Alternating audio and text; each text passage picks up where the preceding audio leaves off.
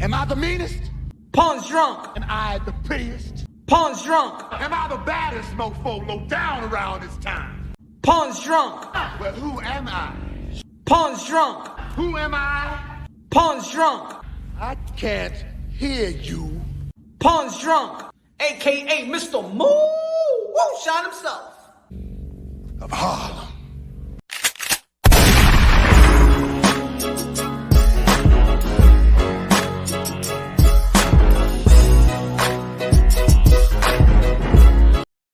You already know this is Pawn, Drunk, Boxer, aka Mr. Moo Shine himself, aka El Adobo, aka El Sazón, aka El Borracho. Dímelo, mi gente, que lo que?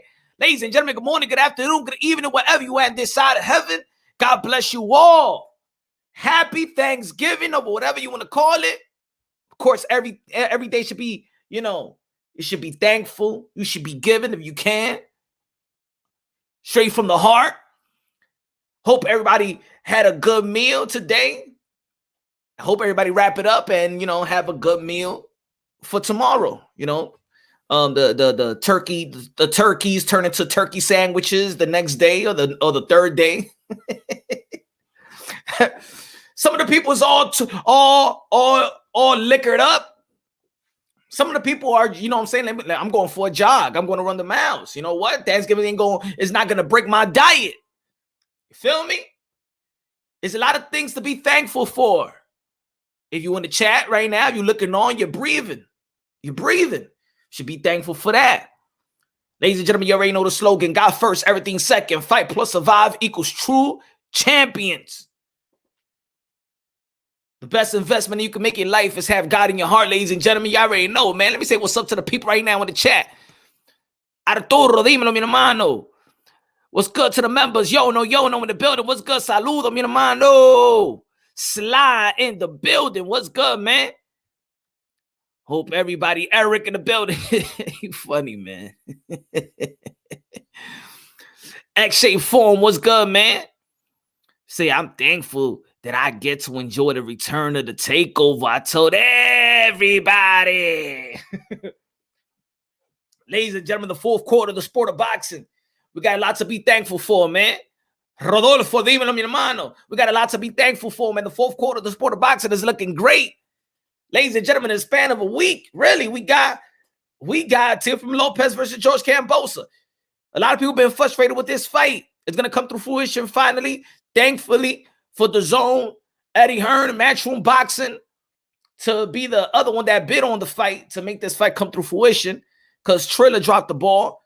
Triller did a circus act and held one of our fighters. They came into the sport of boxing and they held one of our fighters in the shelf. One of our young fighters in the shelf. When I say ours, I say us, the boxing community. They took out one of the champions that's coming up, that's put a stamp on it, and they put him on the shelf.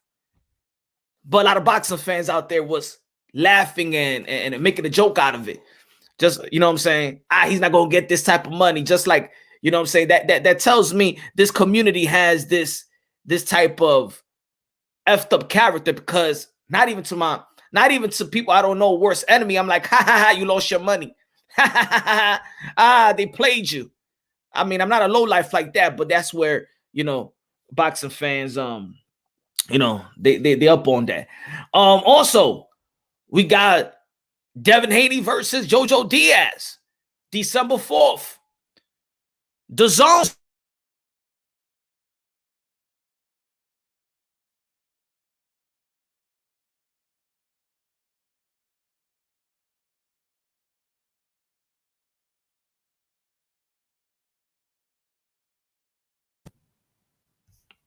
My fault. Y'all hear me now?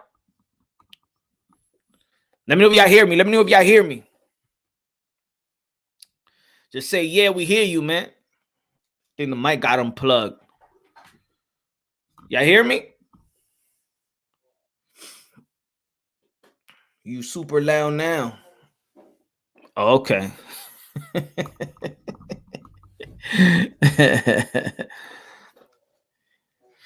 So yeah, man.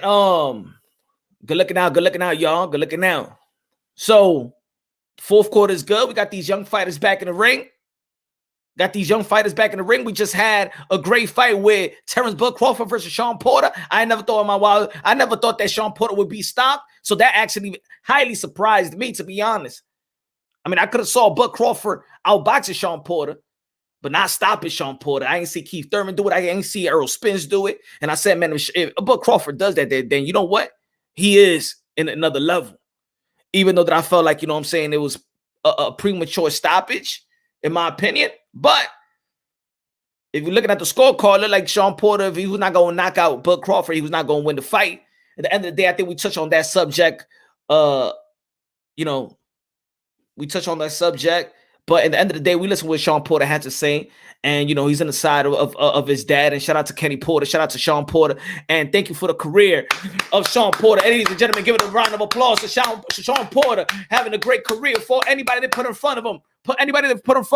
He did a lot of people's dirty work. You wanted to see Errol Spence. You wanted to see Keith Thurman. That ain't happening. You wanted to see Errol Spence versus Bud Crawford. You know what? I said, man, let me fight these guys. Sean Porter, he fought these guys. Matter of fact, ain't nobody want to cross the street. Nobody want to go to ESPN. I'll cross the street. I go to ESPN. I'll do what you don't want to do. So we're grateful for that. Let me tell you first and foremost, what I'm grateful for in the sport of boxing. Let me tell y'all first and foremost what I'm grateful for in the sport of boxing. That these are modern day warriors, modern day gladiators. They put their life on the line for pure entertainment. They put their life on the line for pure entertainment. Let me say it again. Maybe you forget, because I know this is America, folks, and we watch a lot of sports. We watch a lot of football. We watch a lot of baseball. We watch a lot of basketball.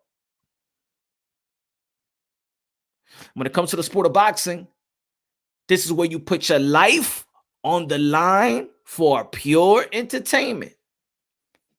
And I think that people forget about that. That's what I'm grateful for, but that's the first thing fans are ungrateful for. They put the life on the line for our pure entertainment. I once said the most delusional fans is in the sport of boxing. The most ungrateful fans in the sport of boxing. The most toxic fans are in the sport of boxing. You know why? See, me, I give the fighter the benefit of the doubt. Always give the fighter the benefit of the doubt. You know why? Because they put their life on the line for pure entertainment. You understand what I'm trying to say? Respect for Charter Cologne, yes, sir. Respect for Paul Williams, yes, sir. Respect for Patrick Day and his family, yes, sir, yes, man. And all the people that put their life on the line for pure entertainment.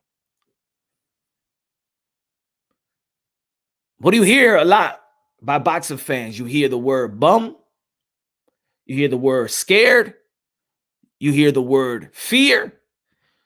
You hear the word pussy. You hear all those words to describe a fighter.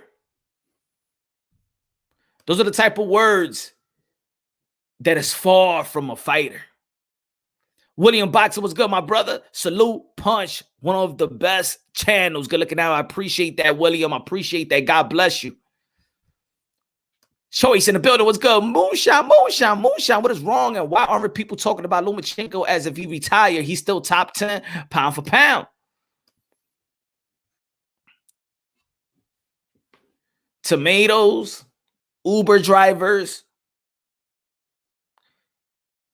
These are the type of titles you give a person that's risking his life for pure entertainment, risking his life to feed his family, risking his life to be great, risking his life to survive.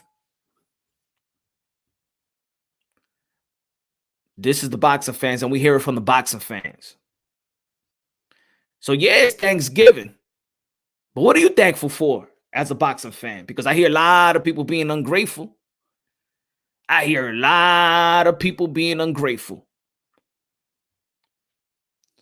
They put their life on the line for a prize.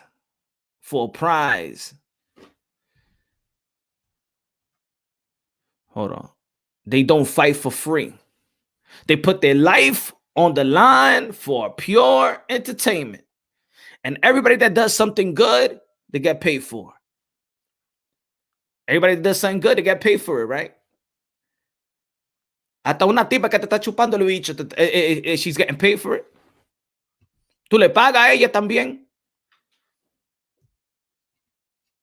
Stripper también, tú le pagas a ella también porque lo hace bien ella. Anything you do good, you're going to get paid for it. They're going to give you some money. Anything you do good, some people going to support you.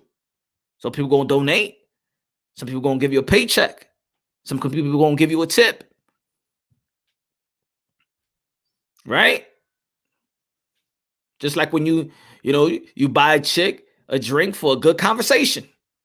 You feel it's a good conversation, you buy her another one. Knowing that you just buying a drink just for the conversation, and then she gonna go and give it to another dude. See, guy, buena rulla. Now, if it's free, if you got game, even when I say the simplest thing is always a pushback. But anyway, I seen in the sport of boxing, fighters spend a lifetime ever since they was a kid. Spend their, not a span of a lifetime, but you understand what I'm trying to say. To achieve a goal, they go into the amateur circuit, fight for free. If we're talking about that, there's a prize fighting, right? But I'm talking about boxers. I'm also talking about amateurs as well. We got guys like Lomachenko, who has fought 400 fights, basically. We have Gervonta Tank Davis, who has fought 200 plus amateur bouts for free. Of course, you get your stipend, but that ain't shit. Got guys that's going out there Olympics to represent their country. They get their stipends, but guess what? That's not enough. You know and I know that. Without headgear, we had one of those a gentleman, a boxer, passed away in the amateur circuit this year. I'm thinking it was late last year.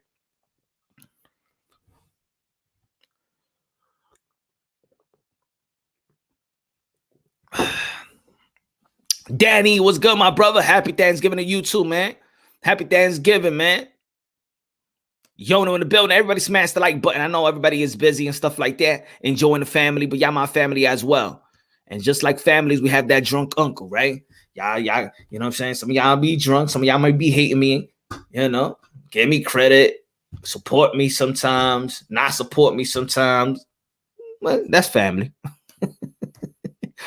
Chick in the building was good, man. I want to put that. Join and become a member. You already know. Hey, yo.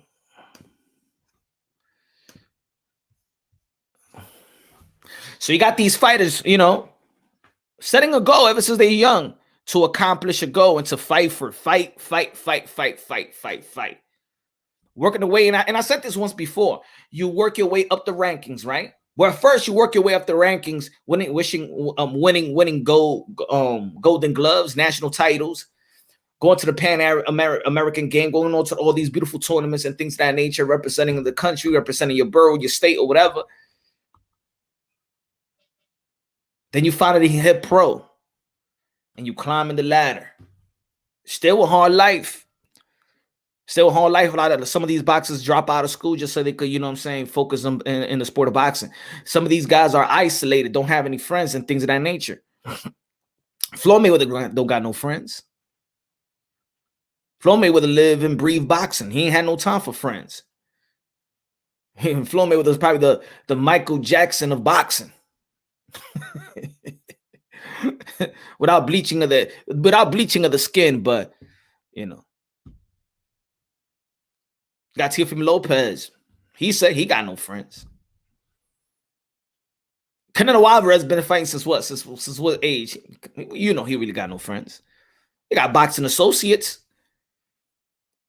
The pursuit of being greatness in the sport of boxing is actually a lonely life. The pursuit of being greatness in the sport of boxing is a lonely life. Boxers sacrifice things that other athletes don't sacrifice, right? Boxers sacrifice sex, when they in camp. Not NBA players after the game, before the game, during camp. They go to the club, get their orgies. They don't give a damn. They get pussy every night. Excuse my language. I think Punch Drunk Boxing, the game plan not to get hit in the fight with Lopez. I know you have friends, Punch. We all in the chat now. Well, I'm not talking about me.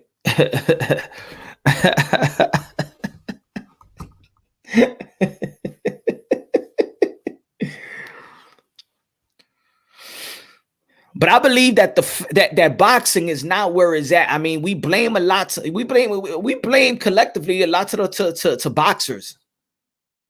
But in reality, the boxers just can't do whatever they want to do. Huh? But he called them out. The boxers just can't move the way they want to move. They just can't tell the network, hey, yo, network, we want to, I just spoke to this guy. We shook on it. Me and Devin Haney, and T.O. and Devin Haney, we shook on it. So we're going to fight this day. Let's go, network. Now, that's not the way it works. Y'all know that's not the way it works. It's a business. And we got a bunch of people in the we got a lot of hands in the cookie jar. Shit, the fighter that's actually putting their life on line is the one that first get blamed. Y'all ain't blaming the guys y'all ain't blaming no managers. What, they're managers? Y'all ain't blaming the advisors, the networks, the promoters. Nah, y'all blame the fighters. Y'all have the audacity to tell a fighter that he's scared, that he feared this other man. Y'all have the audacity to do that. And this is what I say, that fans in the sport of boxing is completely ungrateful. What's good, HLD? Yeah, we got supporters in the sport of boxing. And yes, we praise a lot of fighters. And I believe is you gotta have some ultimate praise. You gotta have the ultimate credit given to these to especially the fighters that accomplish great things, that you and I know that they're in the pursuit of challenging great things. I seen Canelo Alvarez, who was 4th division world champion, undisputed in the super middleweight division, newly undisputed, pursuing his own greatness, going to the cruiserweight division. Yeah, funny that collectively people are not applauding that when we know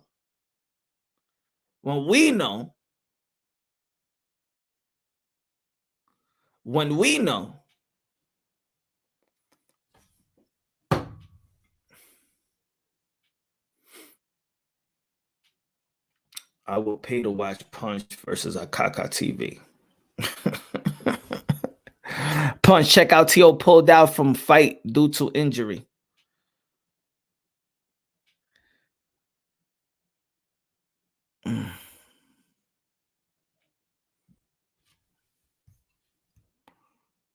Happy Thanksgiving. Happy Thanksgiving to everybody, man. Shit, I want to fight who's the big naturally in the street.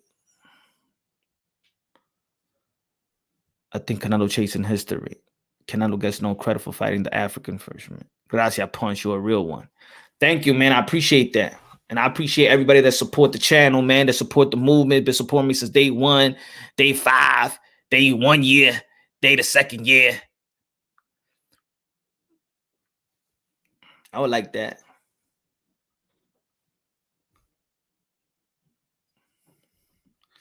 But seems like if I tell you, and I did this once before, but of course, man, this is Thanksgiving and calling out the ungrateful people. Tycho TV, support Punch Drunk Boxing, Punch Drunk Nation. Good looking out, my brother.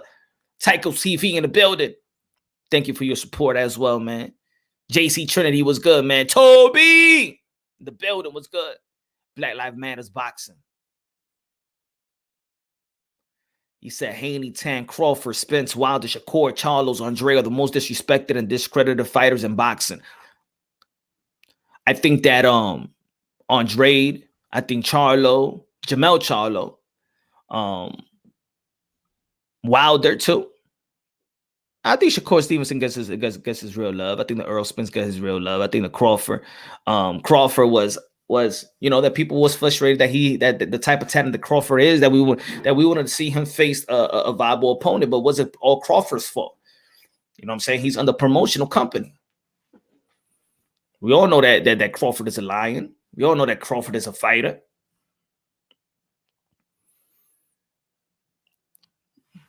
Smash like button, ladies and gentlemen. Let's talk, ladies and gentlemen. Why the boxing fans are so ungrateful? Why the boxing fans are I'm gonna say that one of the true snakes in the sport of boxing as well. We talk about a lot of corruption in the sport of boxing. We see a lot of judges. We see a lot of robberies. But we also see fans, ungrateful fans. If I go to let's talk about several division. You let me know who's the most hated fighter.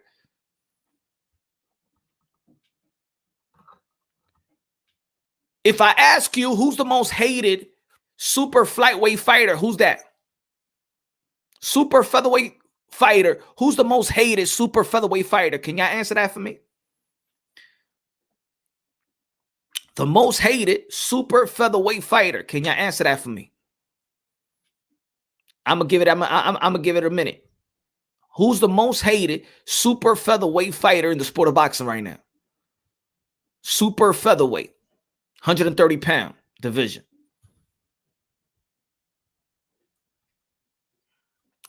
Valdez, from what I see, in Midwest boxing. Oscar Valdez. I'm gonna write this shit down. Watch where I'm heading at. Y'all gonna see where I'm heading at. Watch.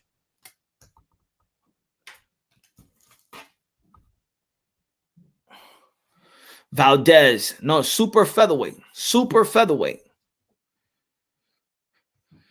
HLD said Valdez. JC Valdez. Oscar Valdez. I see a lot of Valdez.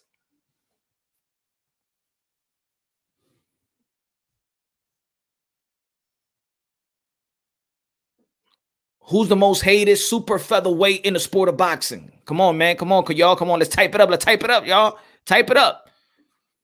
I'm gonna prove to you what I'm trying to say. It's gonna take some time. We're gonna do this like we got like we in school. Super featherweight, XX super featherweight, my brother. Who is super featherweight? 130 pounds. 130 pounds. Come on. He's the one who's currently getting hate just because the failed test. Other than that, he was never hated. Black Lives Matter. You're the only one that says Shakur Stevenson. EA, people are saying Tio. I'm not up to the lightweight division. I said super featherweight, y'all. Super featherweight. On you, my God.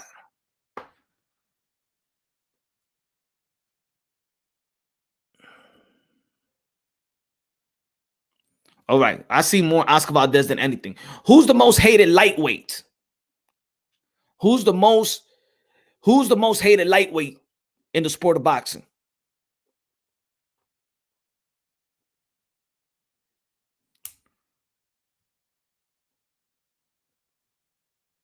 I can't mention his name without getting tons of negative feedback.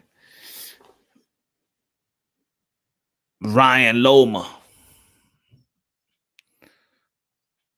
Gotta pick one. Let's pick one. This Devin Haney and Javon and nah, we gotta pick one. Not Ryan or gotta pick one. Gotta pick one. I'm trying to make a point here. You gotta pick one. Yono said, nah, gotta pick one. We see Ryan. What the F? Nah, Ryan is already saying it twice. Arturo Teofimo. What did I tell you? Ryan and Haney is there. Tio Sadly. Ryan, Haney. Tio.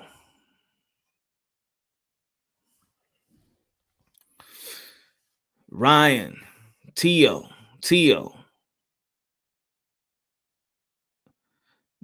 Said Devin.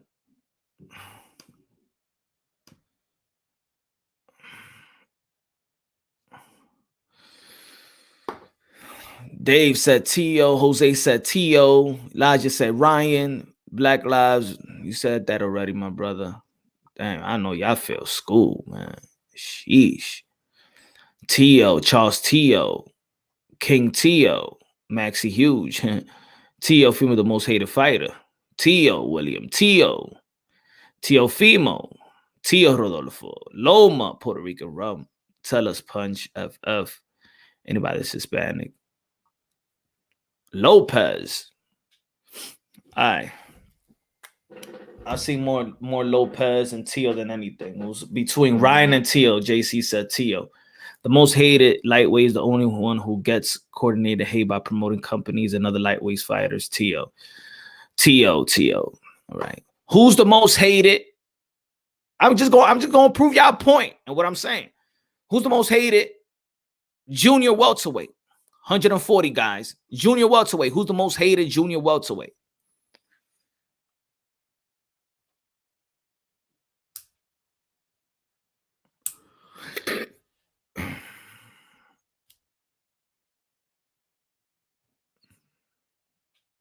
Junior welterweight. Black Lives Matters. None. HLD true. I ain't really hear a lot of hate coming to junior welterweight. Pro Grace. Mikey Garcia. Yono says Taylor. Montana Love. William said Taylor. Or Tank, just one. Bacon and egg, just one. Guys, dang, y'all gonna be failing class. I know y'all was failing class and shit in school. Golly. David Martinez says nobody. X-Shay Force, nobody. Enough unfortunate. I got your back. Can't think of any. Taylor. Adrian Broner. Tank. Got one. Tank don't count. Taylor. Damn, I seen 5 Taylor.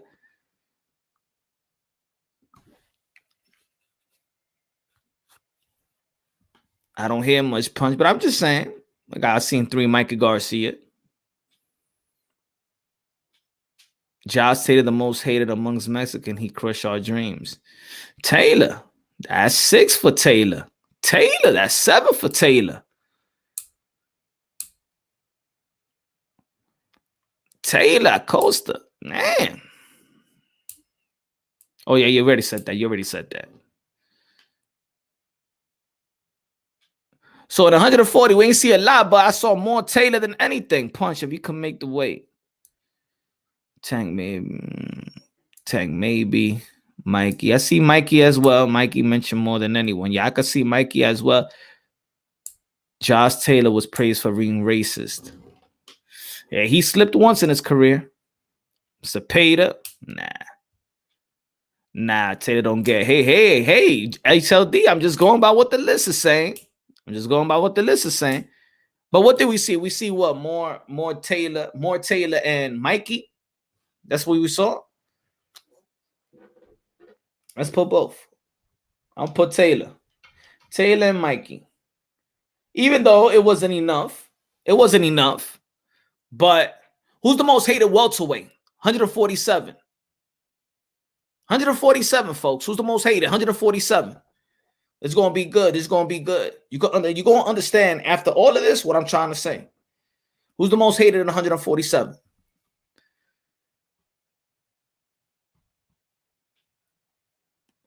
Ugas.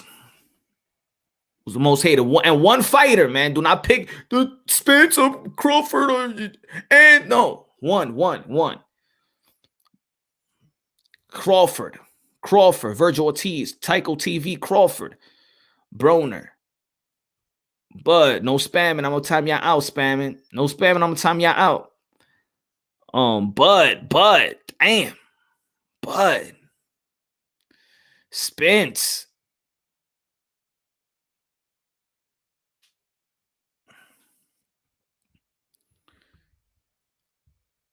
Danny Garcia. Spence right now. Spence. Bud. Whenever Pacquiao announces a fight, always see a hater. Pacquiao's love, man. Danny Garcia. Bud. Bud. Crawford is not hated. Come on, y'all. Bud. Still Bud. Hyper, I see you already. Nah, it's Bud. Damn. Bud. Spence gets respect. Damn. All right, let's put Bud, man. I seen enough Bud, man. I seen enough Bud. I seen enough Bud. Who's the most hated 154 pounder? Junior middleweight. Junior middleweight. Who's the most hated junior middleweight? Who's the most hated junior middleweight? Hey, if people don't like the answer, that means you got to type fast so I could get through this thing. Let's go. Charlo. Charlo, Jamel. Charlo.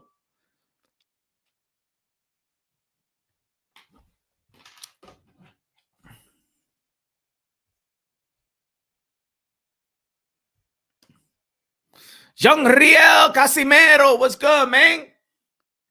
Young Riel Casimero.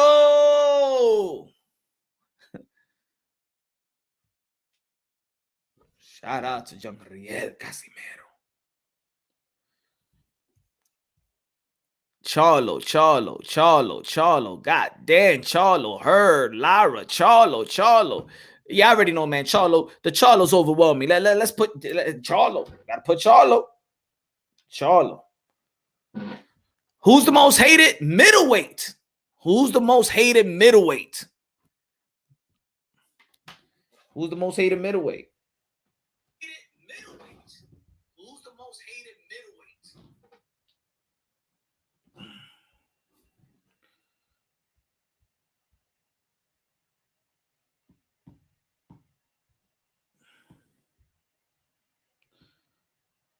Charlo, Andrade, Charlo, Triple G, Charlo, Canelo, Boo Boo, Canelo, Triple G, Charlo.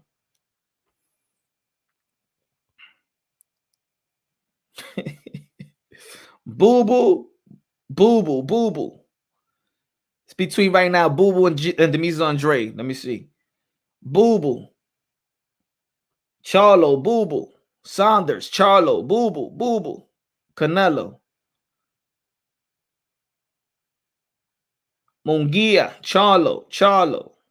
Damn, it's a mixture of Charlo and Boo Boo. Ty, yeah. Man, I gotta keep it real, yeah, man. Is Boo Boo by landslide? Is it HLD? Boo Boo? Gotta go on Dre? Yeah, I'm watching too much. Let's go with Boo Boo then. Boo Boo. At least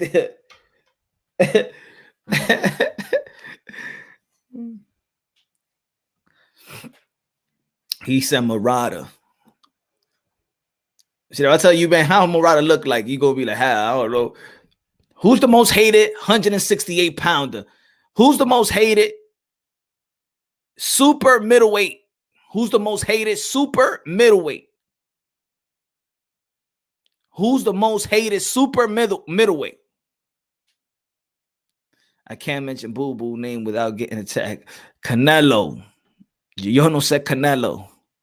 Mexican Canelo. Ocasta Canelo. Daniel Jacobs. Canelo Puerto Rican Rum. Canelo Rodolfo. Canelo Ocasta. Just one time, Acosta. Just one time. I got you, man. Ocasta. Just one time. I'm trying to prove a point out here. Thank you, Cindy. That's what we're gonna have. But it's gonna be, and this is what I'm talking about. But Canelo is love. Said Black Lives. Nah. Look at the answers. Black Lives Matters. I know you're trying to just say. I know you coming here with the narrative that just black fighters are the one that's hated. I understand. Canelo, Plant, Cartelo, Canelo, Cuban Canelo, hands down, Canelo. Yeah, it's overwhelming. Canelo's the most hated. Super featherweight. I mean, super middleweight. Two more. Let's go. Let's go with three because it's gonna be funny. Three more divisions, right? Three more divisions. Let's go with lightweight. I mean, I'm light heavyweight. Who's the most hated light heavyweight? Who's the most hated light heavyweight? Right quick. But people, I don't give a fuck. Joe Smith, Berturbia, Bivol, Joe Smith Jr. None. Bivol. I agree with that. I agree with that one, to be honest. The HLD one. Suero, Kovalev, Badu Jack, Bivol, Zurdo, Canelo Montana. Nobody. I go really with none really. To be honest, I think none really, but let's see what people say.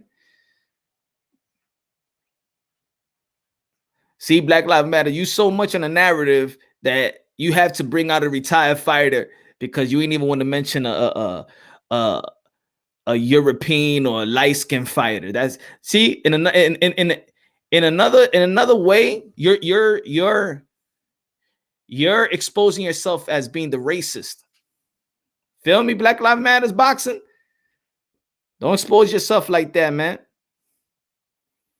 Nobody knows them to be hated. Exactly, yeah.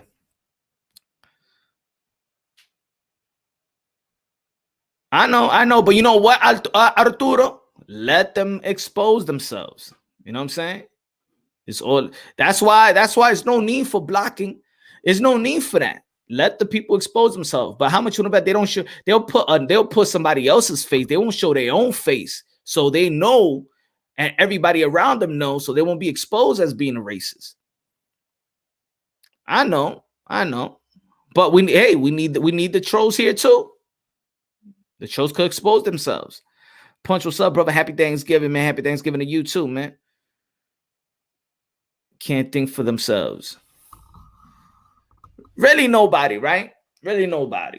It was just all over the place, right? Who's the most hated cruiserweight?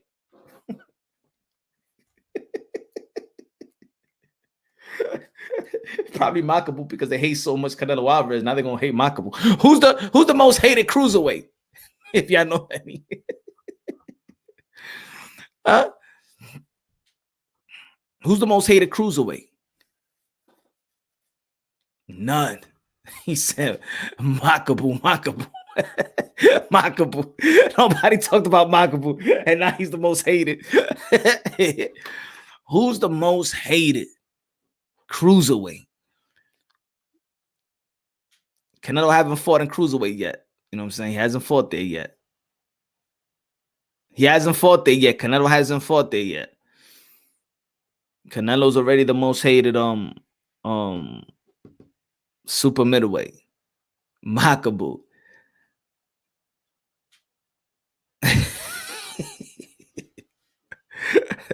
Makabu. Wow. Makabu, the most hated cruiserweight, bro. That shit is crazy. Like, what HLD? You know where I'm heading? This is what I'm saying. So Makabu, I never heard nobody in the chat ever before Canelo Alvarez mentioned him to fight him. I never heard nobody talk about Makabu in the chat. But Makabu is the most hated. Wow. Makabu, let's go with Makabu. Who's the most hated heavyweight? Who's the most hated heavyweight?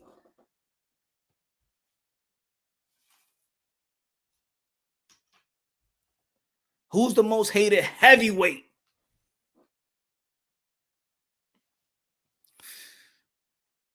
AJ, Wilder, Fury, Anthony Joshua, AJ, easy. Fury.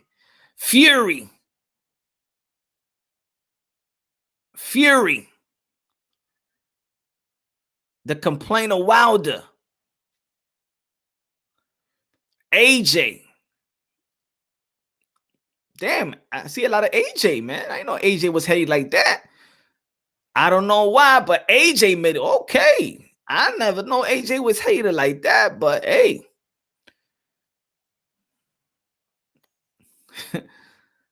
Jimmy John Usyk. Nah. Wilder. The top guy is always the most. Twerkinator, he said. Wilder. Anthony Joshua, Fury,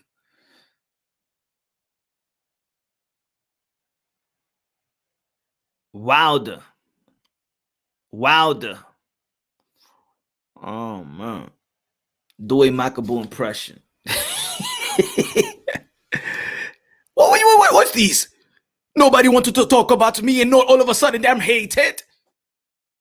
Nobody wanted to talk about me. Never in the YTBC, and now I'm hated. I'm the most hated cruiserweight. What? I do not get it. Nobody never done a VTO. Punch Drunk never invited me to his channel to do an interview.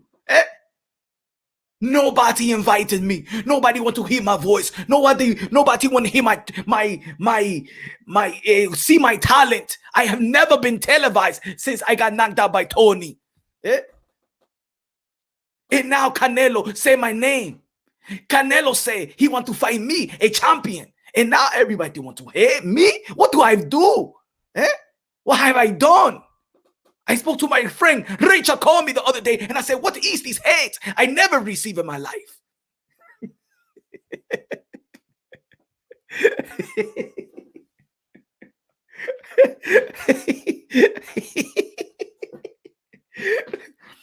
Punch Drunk, why they do that to me? I went to the WBC convention in Mexico. I went to the WBC convention to show the people that I love them. To tell Mauricio Suleiman and the board of governors that I am a champion, and thank you for giving me the opportunity to be who I am, a champion. And then I look at Punch Drunk Boxing, and he's talking about one of the most hated fighters, and he went to the cruiserweight division, a cruiserweight division that nobody talk about us. And now me, I'm the most hated. Everywhere I go, everywhere I fight, they clap. Like 3 people clap for me. And I have zillions of haters. They don't hate me. They hate Canelo. They don't hate me. They hate Canelo. Don't put your hate on me. Don't put your hate on me.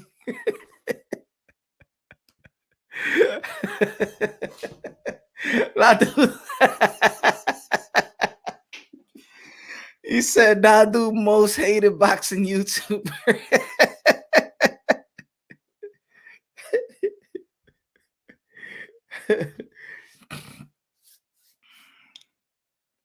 Yes.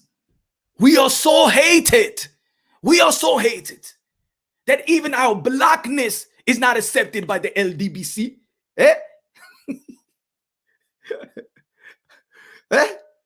I mean, they look for they applause aerospins, and they talk about black power. They talk about Deontay Wilder. They give him all the press. I need some press too. I need some advertisement. I need some marketing. I need a team around me. But they don't like Africans. No, the LDBC don't like Africans. They don't go for Richard, call me my brother. They don't go for me, Makabu. Matter of fact, they say that Canelo Alvarez should not fight me. What about my opportunity? They complain that Charlo don't got his opportunity to fight Canelo Alvarez. And now I'm blacker than black. I'm from Africa, the motherland. And I'm going to get my opportunity to fight Canelo Alvarez. But no, they don't applaud that. I thought it was for black people. But no, I know black. I'm Africa.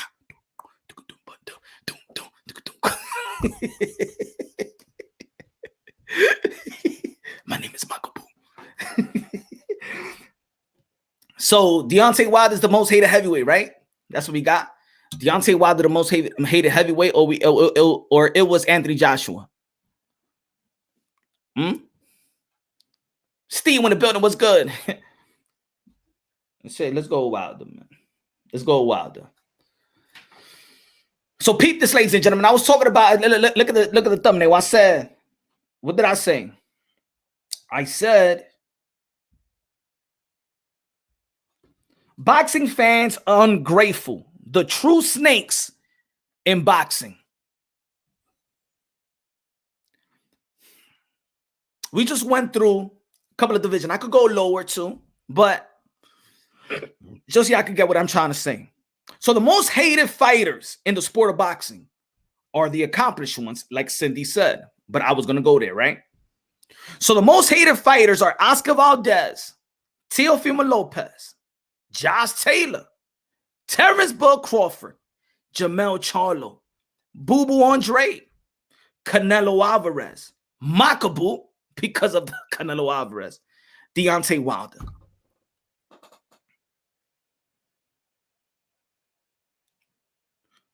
How do we move the sport? How can, because of course, a lot of people always want to be like, yo, but the sport of boxing is dying. How can we move the sport? So the most hated fighters are the guys that accomplish, the most hated fighters are champions. Okay, ain't nobody said, you know what? There was a little bit of Adrian Broner, right? People ain't saying, yo, you know what's funny? You know what's funny? This is the fucked up shit. That the most hated boxer in the lightweight division was Teofimo Lopez, and nobody said Felix Verdejo. And the motherfucker murked his woman, right? They say, well, allegedly, right? Nobody said Felix Verdejo. That's how much they hate Teofimo Lopez, that you hate Teofimo Lopez for earning what he got, but Felix Verdejo, who's in jail, charges that he's going to have the death penalty, charges of him killing his wife, his baby mama. But Teofimo Lopez is the most hated lightweight.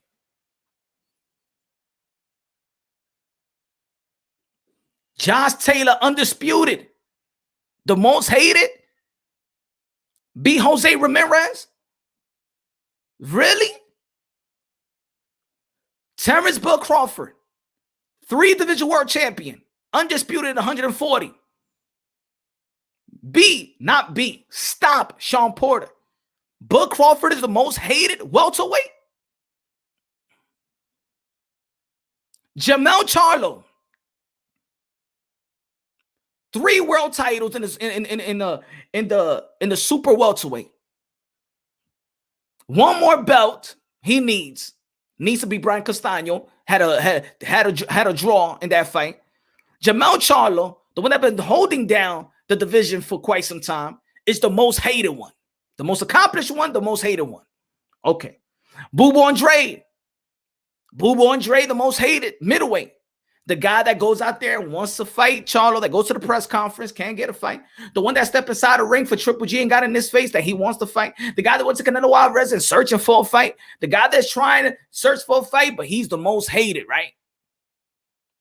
Canelo Alvarez, 4-division world champion, currently undisputed in the super middleweight division, has fought 4 times in a span of 11 months, has voided out frustration of fighters that's not fighting enough. The pound for pound number 1, the cash cow of boxing, the king of boxing right now, is the most hated one. The one that went one by one. Let me get Callum Smith. Let me get Billy Joe. Let me get Caleb Plant. It's the most hated super middleweight. Makabu. Oh, wait. There was really nobody for the light heavyweight, really. Like, there was, I don't think that people was even into that question. Makabu is the most hated cruiserweight. Wow, Makabu. All of a sudden, Makabu. We really never talked about him in this channel, and nobody on the channel even talk about him, right? But now Makabu is that most hated one. Wow, champion. The only true active people champ in the moment and now in the ring is Canelo. Deontay Wilder. Now you understand Deontay Wilder said things that rubbed the boxing fans the wrong way. But guess what? In America, that's our last champion. And we don't know when America's ever going to see a champion again. We don't know whenever. I don't know. Yeah, Jared Anderson. Yeah, I mean, he's good. He's good, but still green. Don't know when. I don't know the next time we ever going. I don't think that we ever going to see an American champion. It might be years from now. It might be half a decade or a decade from now. I don't know.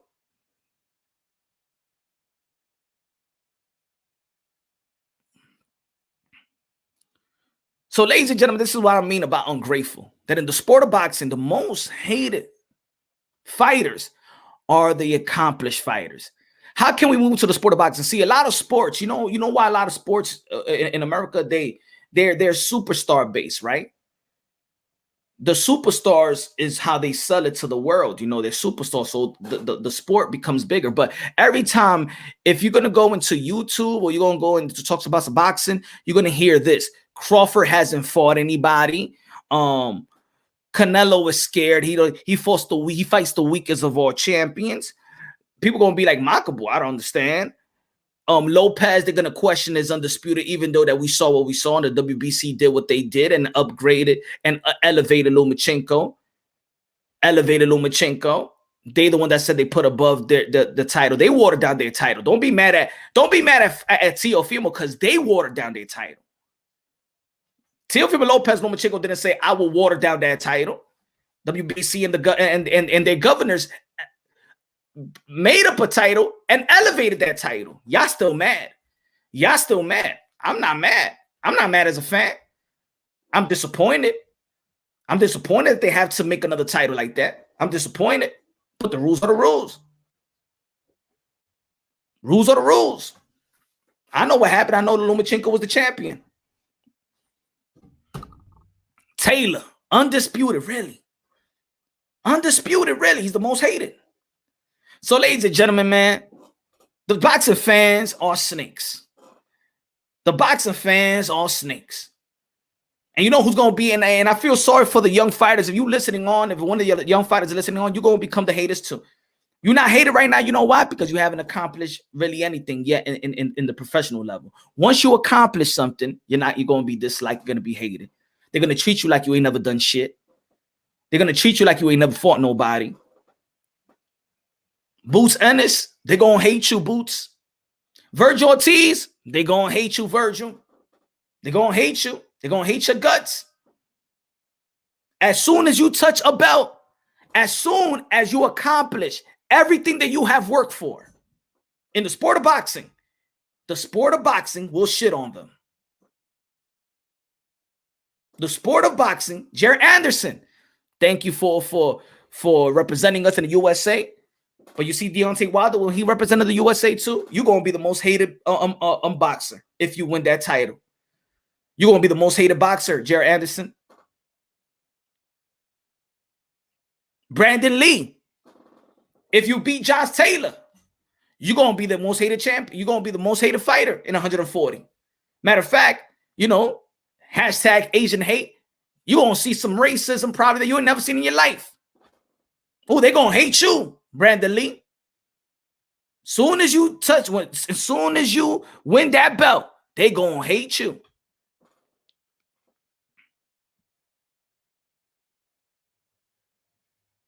Maybe in the lightweight division, or in the super featherweight division, or maybe in the 140-pound division, in which Gervonta St. Davis have campaign at, maybe he's not the most hated. You know why? Because he probably hasn't accomplished the real world title in 140 or 130. Perry, he hasn't beat Teofimo Lopez. He hasn't beat Josh Taylor. So he's not as hated as Teo and Josh Taylor yet.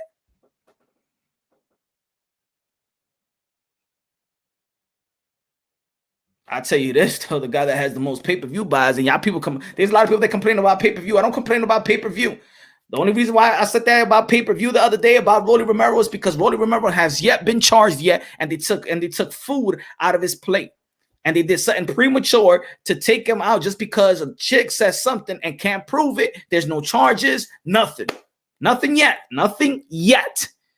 But they took food out of his plate. His biggest fight, his biggest purse. And I think that's effed up. Because if you and I, somebody say, yo, this person did something to me, and there is no proof, no nothing, you're like, yo, this person is lying, and your job fires you, what happens? You think that's fair? Nah. I don't advocate for that. I don't vouch for that. The boxing fans are the most ungrateful fans of all the sport. And the most hated ones are those that actually fight for their lives, bro. It's hard for me to hate a fighter. I don't hate no fighter. That's why I do wish that people really just go in the gym. Go in the gym, man. Work out. Do some real workout, real boxing workout. Go to them amateurs, bro. Go to the amateurs. See when these guys see when these guys fight, when they fight and they just fighting for the love. Even those guys that you will see winning trinket belts, them little titles that don't mean a lot for us, they crying in the locker room, man. Those little, the lower scale WBC titles and IBF titles and stuff like that, those WBO titles that we don't think highly of. For them, man, shout out to Malik Montgomery, yo. That shit was awesome for him to win, bro. That felt great. He went to war, bro. 10 rounds. He went to war for that. He went to war for that. For you, it might be nothing, but for them, how they put their like, yeah, they got paid for it. But I tell you this, what they got paid for, you will pass on it. You will pass on it. If you find out how much they get paid for that type of beat, and you'll be like, you know what? I stay in my job. I'd rather work. I'd rather work. I don't want for that pay. Nah.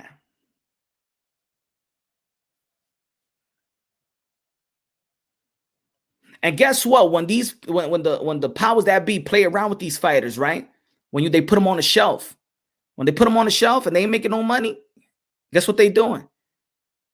They can't feed their family. They can't pay their bills. Not every fighter is a multi-millionaire, y'all. Not every fighter is a multi-millionaire. And even if a fighter is a multi-millionaire, right? Or just got their 1 million, you know how tax gonna play them. They still got to get that fight to maintain that big house, to maintain that, the water, to maintain that type of lifestyle that they gain. And yeah, there's gonna be people out there that are gonna be like, well, they should invest their money in things of that nature. Not everybody is like that. Not everybody got that mindset. There's a lot of people that's financially illiterate. There's a lot of people probably in this chat that's financially illiterate as well. I'm not saying that you can't read, but not everybody can manage. If I give you $1 million right now, you're not going to know how to manage that. You're going to ask some questions.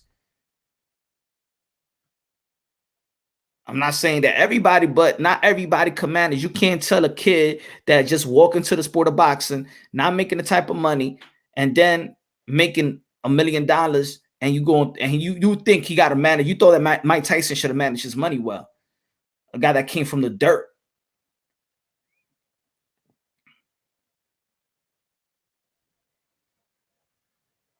So these guys accomplish all these things, right? The names. How many times? Look, well, Boo Boo Andre, how many people out there y'all be disrespecting and calling him doodle?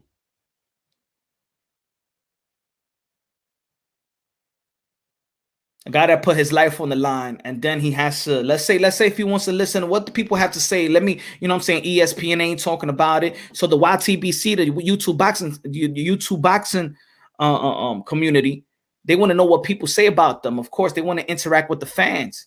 As soon as they come and interact with the fans, or they just watch and they just see a bunch of hate. Damn, man, I put my life on the line and I'm shit. I'm doodle. Wow. That's some fucked up shit. Damn, only if they knew what it takes to get inside that ring. But I'm doodle. Wow. Cool. And us that's just sitting here watching them, we have the nerves to call them shit. We have the nerves to call them pussy. We have the nerves to call them a bum. We have the nerves to call them one. We know, because there's fans that know that it takes a different type of human being to do what they do. There's a different type of human beings that fight, that actually fight with their bare hands to feed their family. Punch, why other channels keep saying that Tiffany Lopez is not going to make weight? I don't know, El Cotto, man. You know what I'm saying? That it's a what channels are those, El Cotto? What channels are those? The narrative pushers, the haters. You know, I'm telling you, there's some narrative pushers out there, and they got a lot of subscribers, and their videos hit the algorithm. You know what I'm saying? It hit the algorithm. YouTube requests those videos, and it is what it is. It's up to you to identify the truth. Let's see tomorrow. Let's see tomorrow if he makes weight, if he don't make weight. You know what I'm saying? There you go, El Cotto. Just name the channels, and then we know what it is. Name the channel, and you already know where they stand. And if he does, then he does. Then he does. Then he's gonna be accountable for it. And just like Jojo Diaz got stripped, right, from his title, Manny Pacquiao, Gervonta Tank Davis, David Benavidez. Let's see if Teofimo Lopez come in weight. Has he been unprofessional in his career? I mean, look, Teofimo Lopez has stated it's hard to make the weight. His father said that he's been killing his body. So they've been saying that for 2 years, they've been killing his body to saying 135. So let's see. If he doesn't make weight, he doesn't make weight. At the end of the day, after this fight, he has stated that he's going to 140.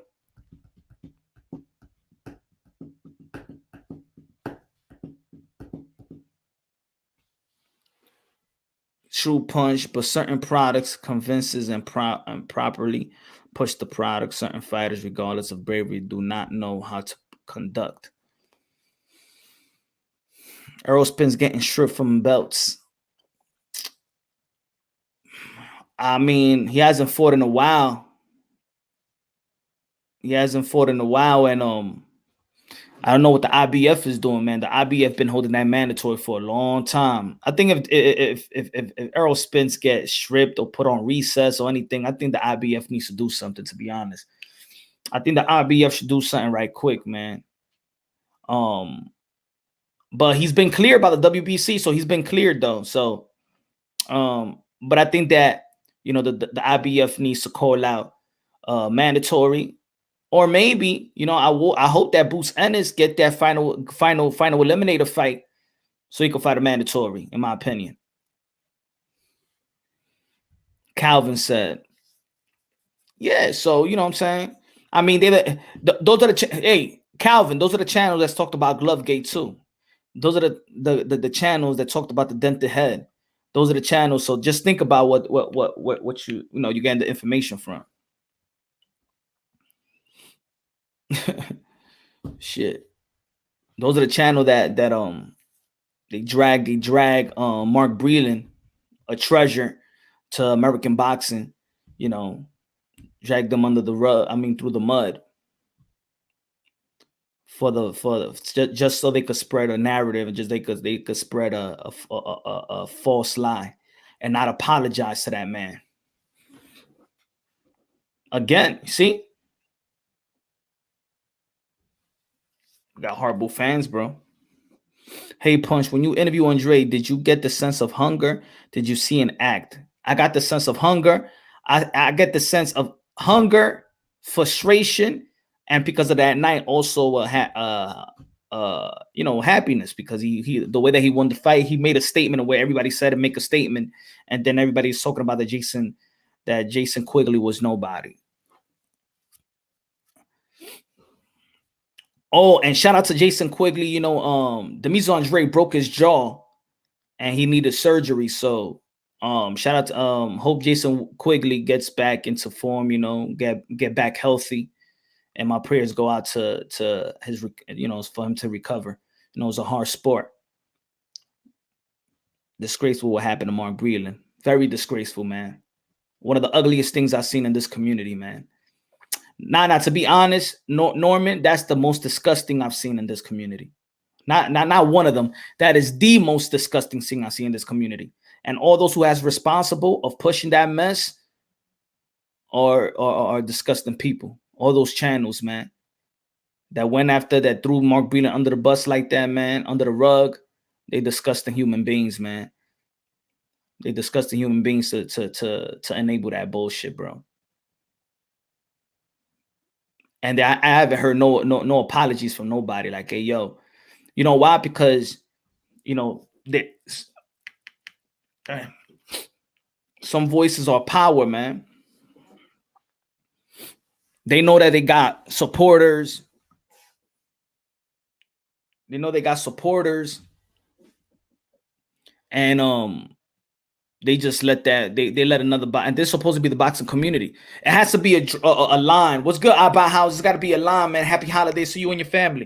It has to be a line. Like, you could be a fan. You could be like, damn, man, it could happen. The glove, man, they could cheat. They could this. I mean, we've seen it with Margarito, but then when you enable something that never been proven, that another man spiked another man, drugged another man for the other man to do damage to him, that's some disgusting shit, bro. That's some disgusting stuff. I never that right there, man, is going down in history as one of the ugliest things in the YouTube community, boxing community. The internet has no lines, yeah, man, but that was disgusting, bro. Because a lot of these motherfuckers are grown ass men, bro. Shit, they closer to Mark Breland's age. These motherfuckers are closer to Mark Breland's age, bro. This ain't even teenagers, yo. You feel me? Motherfuckers that spread this type of narrative, bro, they not teenagers. This ain't young dudes that's being trolls. These were grown ass man, 40, 50s, yo.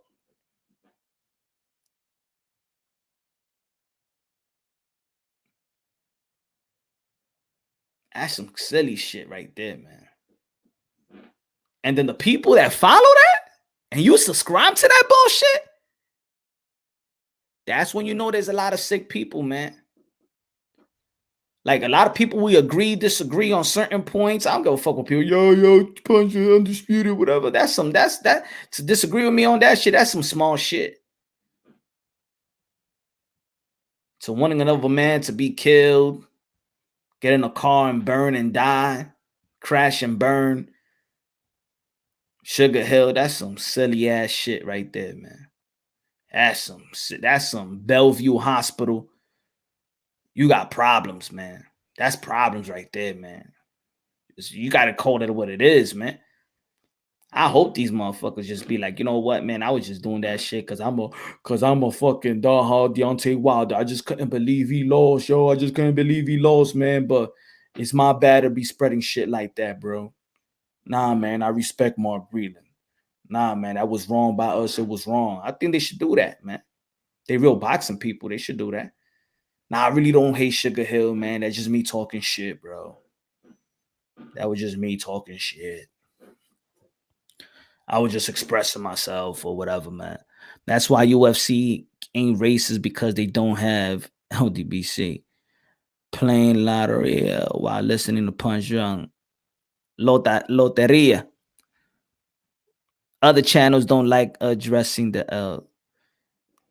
I mean, I don't. You know why people don't? Because people don't want to mention them. People don't want to mention groups like New Media or LDBC, or there's some other groups out there. You know what I'm saying? I don't know all these. I don't know all of these guys. You know what I'm saying? So I can't be like, oh, be like, I don't be in YouTube listening to everybody. So I think saying that is not as fair as everything. You know. If you got a problem with a channel, just say their channel, say their name. That's it. Just say that name that you got a problem with. You know, I think that's better than just saying, no media, like a Kaka TV. You know what I'm saying? He ain't shit. Aki TV ain't shit. He's a lying fuck. He's a munafik, fake ass Muslim. They go out there to spin some narrative and lie. And suck on Bill Haney's nuts. And choke on his pubic hairs. That's what Aki TV is. A fake ass Muslim that got no morals. And I say a fake ass Muslim because I'm a person that said I speak highly of God, bro. And when you use God, Like if you were some devoted spiritual being, you was a fake, you was a fraud, bro. You use God to get subscribers. You use Allah, you fake fraud. Don't you ever disrespect Allah like that. You work for the devil, Aki TV. You work for the straight up devil. Those are the type of people that you smack up.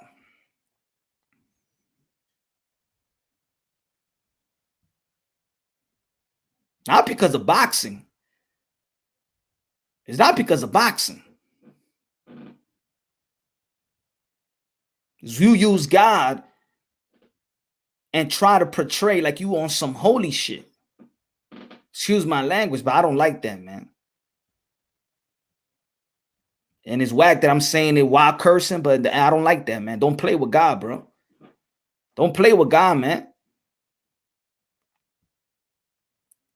Take that shit off your head, you fake Munafik. You trying to portray bum ass Aladdin?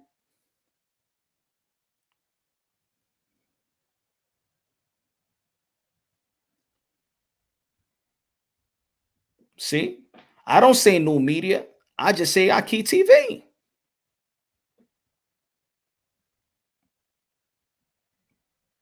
I ain't saying LDBC. I'll say Fanon. When he said that ain't no such thing as Latino, just a bunch of niggas that speak Spanish. Well, fuck you, motherfucker. There is a bunch of prideful Latinos. But that's old news. And I hope he's mentally stable. He's doing okay. It was just that.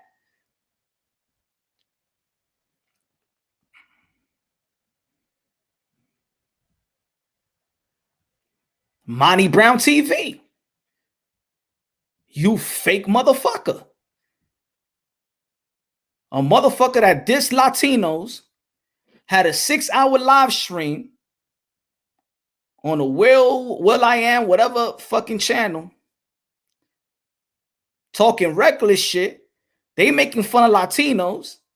And now he uses his channel and every fucking video. People, of course, people be telling me, yo, look at this racist punch. Now he got Canelo Alvarez in all his videos, taking advantage of Canelo Alvarez fan base and Latino fan base, because you know the Latino fan base is a loyal fan base. So all of a sudden you came to this channel and you said there's no such thing as Latino struggle. You said that anybody else can't be racist. Everybody else can't be racist but blacks. The Latinos could be black. You try to question my struggle as a Latino man.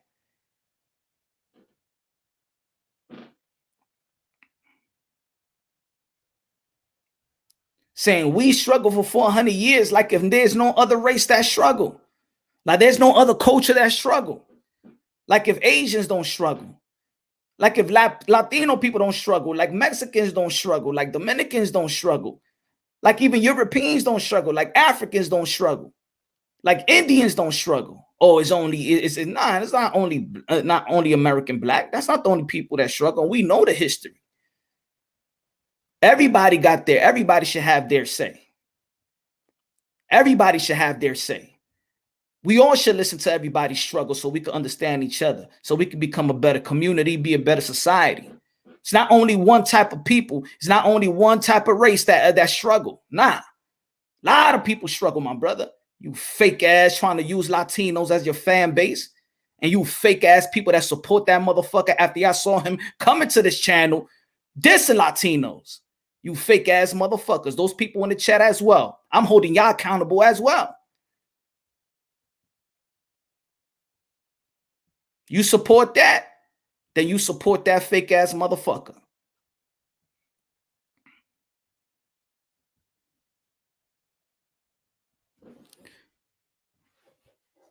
See, I don't say that. Remember, he was coming at we LDBC, and I don't give a fuck about the LDBC like that. If I got a problem with a person, I got a problem with a person. I don't know everybody in the LDBC. I don't know everybody in New Media. I don't know Ego. I don't know them. So I don't need to diss them. I don't know them. I don't watch their videos. Dante Box, I don't know Dante. I don't watch his videos. You know, so when people talk about them, y'all can talk about them in the chat, but I really don't, you know what I'm saying? People could forward me some shit. Somebody says my name. See, with Monty Brown, you can't even say my name. You make videos about me, motherfucker.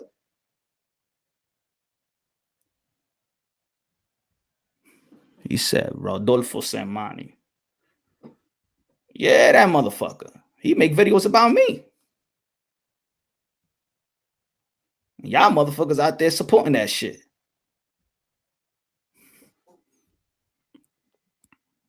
They breaking the disc like records on those channels. So what did Monty Brown say? Can someone tell me or send me a link to it? I just told you, Yono. I just told you. It's on his channel, put it that way, and then see it from the other people's channel. I mean, I could do a video. I could take the live stream that I did so you could understand what I'm talking about. And they erased it. They deleted the video with the 6-hour live stream when they was going at 6 hours dissing Latinos. 6 hours, bro. 6 hours, man. 6 hours, bro. Going that Latino fan base. Going the Canelo, Teofimo Lopez fan base, saying that we haven't gone through some shit. Yeah, go ahead. IBFP. Yeah, shout out to IBFP, man. I like IBFP. Shout out to IBFP. Probably we could do a collab one day, man. Yeah, man. I like IBFP. Cool peoples, man. Do his thing, man. Yeah, man. Yeah, Midwest, man. Those are race hustlers, man. You gotta hustle, bro. Midwest boxing, right? They getting hustled. Y'all getting hustled up right now. Go challenge Aki for YouTubers boxing match. Man, nah, man. When that guy is on site, ain't no game with me, man. Ain't no YouTube boxing shit. Nah, it's on site. He said some slick shit when he messaged me on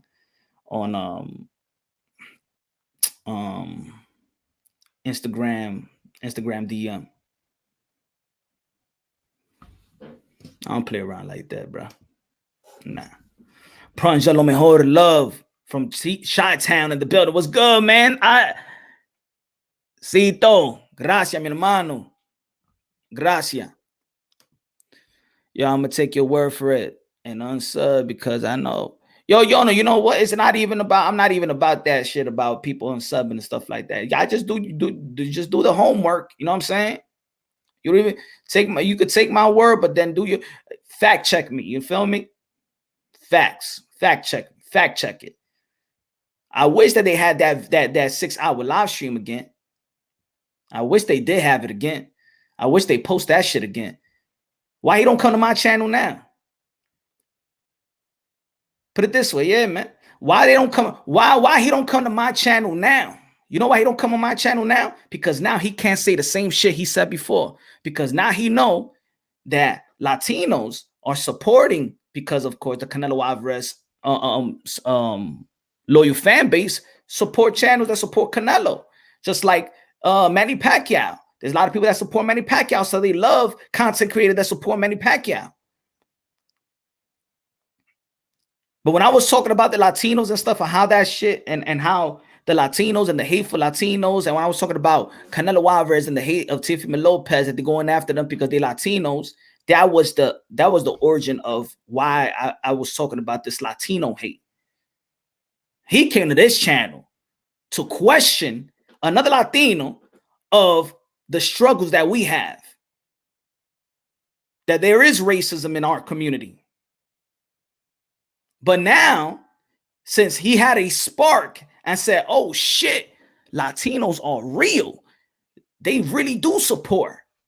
Now he don't have the balls to say what he was saying before about Latinos. Say what you were saying. Now, because he's scared now that his hustle will fuck up. He don't want to fuck up his hustle now. He don't want to fuck up hustling y'all, so now he don't got the balls. I mean, he can't even feel his balls. Y'all already know about that. But so you basically have no balls. But now come to this channel and say the same shit that you wanted to say. Talk about the Latinos.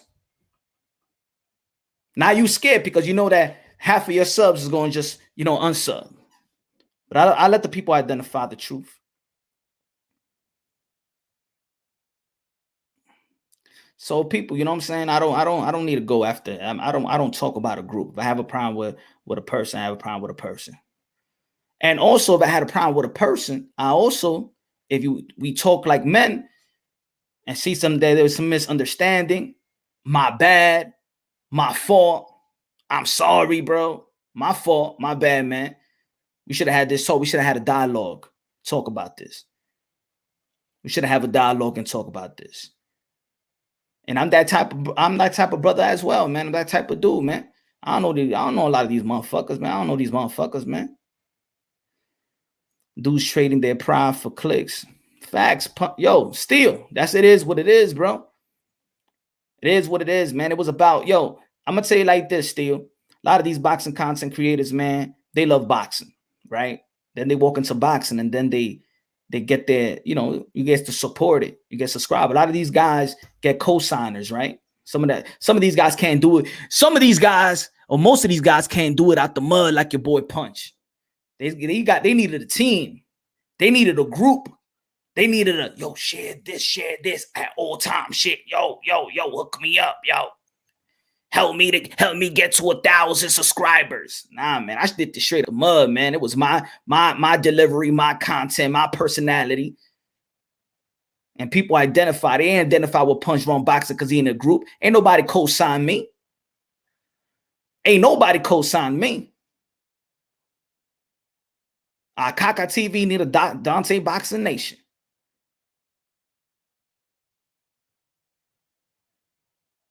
Can't do it straight at the bud like me, straight out the mud like me.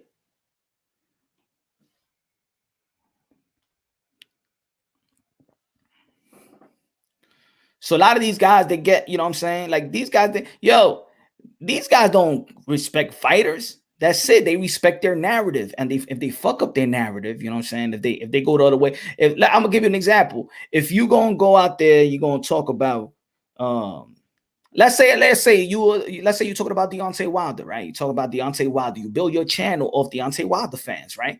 And then you start saying, well, Deontay Wilder is fucked up because what he said about Mark Breeden. Now, I don't rock with that shit. See, even though you may have it in your heart, but you won't say it because you don't want to rub your subscribers wrong. You don't want to lose subscribers because it happens, bro. It happens. It happens.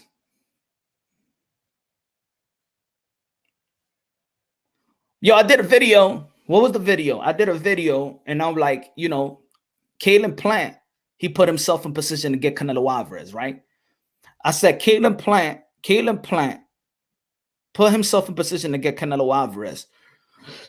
If you want a Canelo Alvarez, you want to get into a position of what you got to be in a position, or you got to have what Canelo Alvarez wants if you want Canelo Alvarez to fight you. So I did the video about Caleb Plant, right? Of course, what people want to hear is boxing content creators shit on boxers because that's what entertains people. I can't do that for y'all. I can't do that. You know what I'm saying? I'm charismatic. I could be comedic and shit like that. I could do like the Gervonta Tank Davis shit, but I can't shit on. I'm shitting on really Mayweather Promotions because I believe that Gervonta Tank Davis is a great talent. I think he's a special talent. I think he's a special talent that's not being nurtured, that his legacy is not being nurtured. You know what I'm saying? They abandoning the legacy, the potential legacy that Gervonta Tank Davis can have, and now Gervonta Tank Davis is not standing up for himself. You understand what I'm saying? So that's why I don't diss Gervonta Tank Davis. We can make fun or whatever, but not like that. But if you give props, I give props to Caleb Plant for being in the position where he's at, to get the Canelo fight. There's certain Canelo Alvarez fan base that was like, yo, Punch, you sell out. Because I said that Caleb Plant he's in position to get a Canelo fight. Because I didn't shit on Caleb Plant in the beginning when that fight was going to come to fruition. Because I know y'all used to other channels shitting on fighters.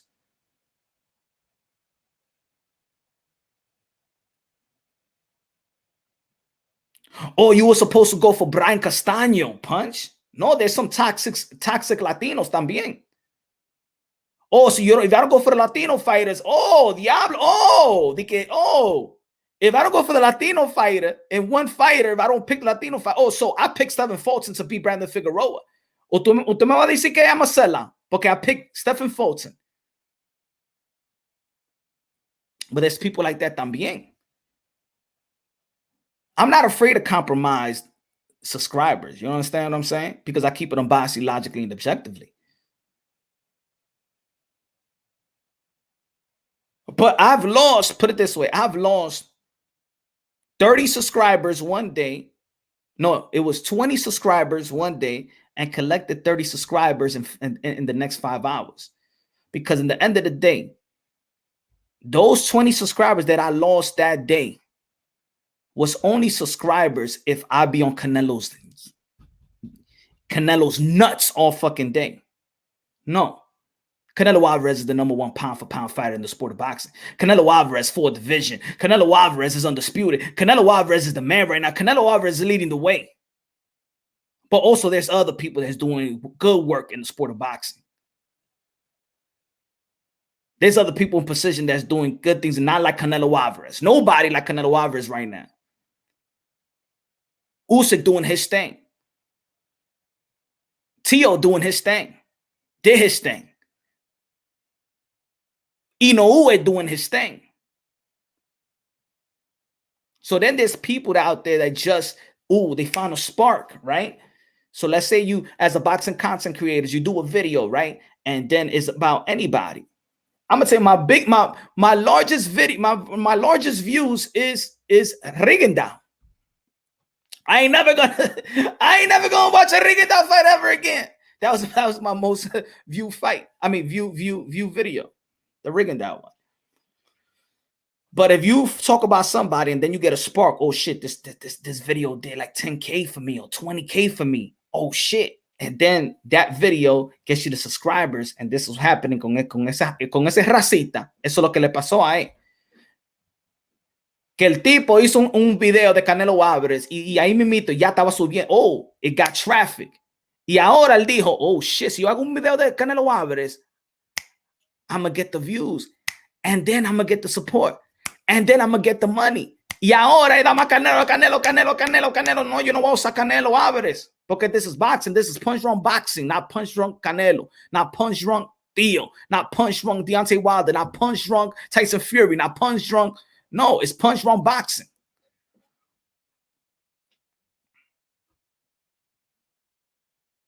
So bro, they all wish they were in Canelo's place. Facts.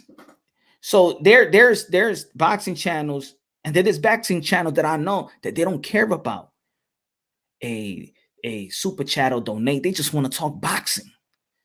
They just want to talk boxing. They're gonna call it how they see it and stuff like that. They're not gonna be animated. They're not gonna deliver. There's boxing channels out there that they real good, but the delivery is not catchy, right?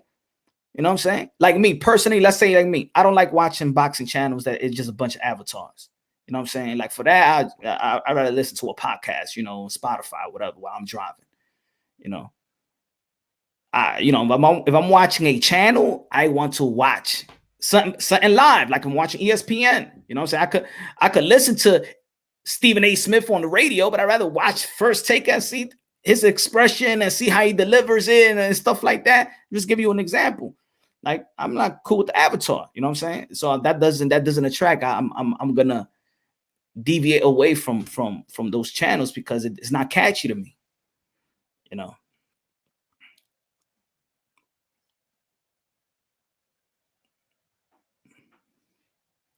Punch, who do you think is the better challenge, Beterbiev or the cruiserweight champ Canelo was about to fight? Forget his name. I think it's a challenge for Canelo Alvarez, to be honest. I think it's a challenge to go to the cruiserweight division. I don't know. I can't honestly say what's a better challenge for him, but, going to the cruiserweight and fighting a champion, I think is a challenge in itself. I think that I think that Canelo Alvarez have our trust, man. Real boxing fans, Canelo Alvarez is going out there and competing at the highest level and enhancing his legacy while he's doing it. So he should get, we should give Canelo Alvarez the benefit of the doubt. We should give, if Canelo, put it this way, if Canelo Alvarez wanted to fight another year, Drew, after Billy Joe Saunders and Caitlin Plant and find get your money too, man. I respect their fighters also, that when you accomplish stuff, it's still a career, y'all. It's not they can fight the best, a rough fight, right? No, it's a career as well, man. If I could get 30 million to fight Yeardrum in between fights and then tell the people that I'm going to fight Billy Joe Saunders in 2 months, I'm cool with that, bro. I'm cool with that. If Canelo Alvarez wanted to fight, just if he wants, I'm cool with Canelo Alvarez doing what he's doing, because Canelo Alvarez is not fucking, is not cheating us. He's not cheating the boxing fans. He's not cheating the sport. He's enhancing his legacy. Canelo Alvarez, if he retired right now, is a Hall of Famer. That's it. He don't even got to fight no more. So at this point, Canelo Alvarez is not the fighter that I need to, yo, Steel, good looking out, man. Thank you for becoming a member. Steel. Welcome to La Familia. Hey, happy Thanksgiving, man. And hey, thank you, my brother. Thank you for the support, man. I appreciate that. Thank you, man. Thank you, Steel, man. Steel. You see, and I like Steel too. You feel me? I'm gonna give you an example. Steel.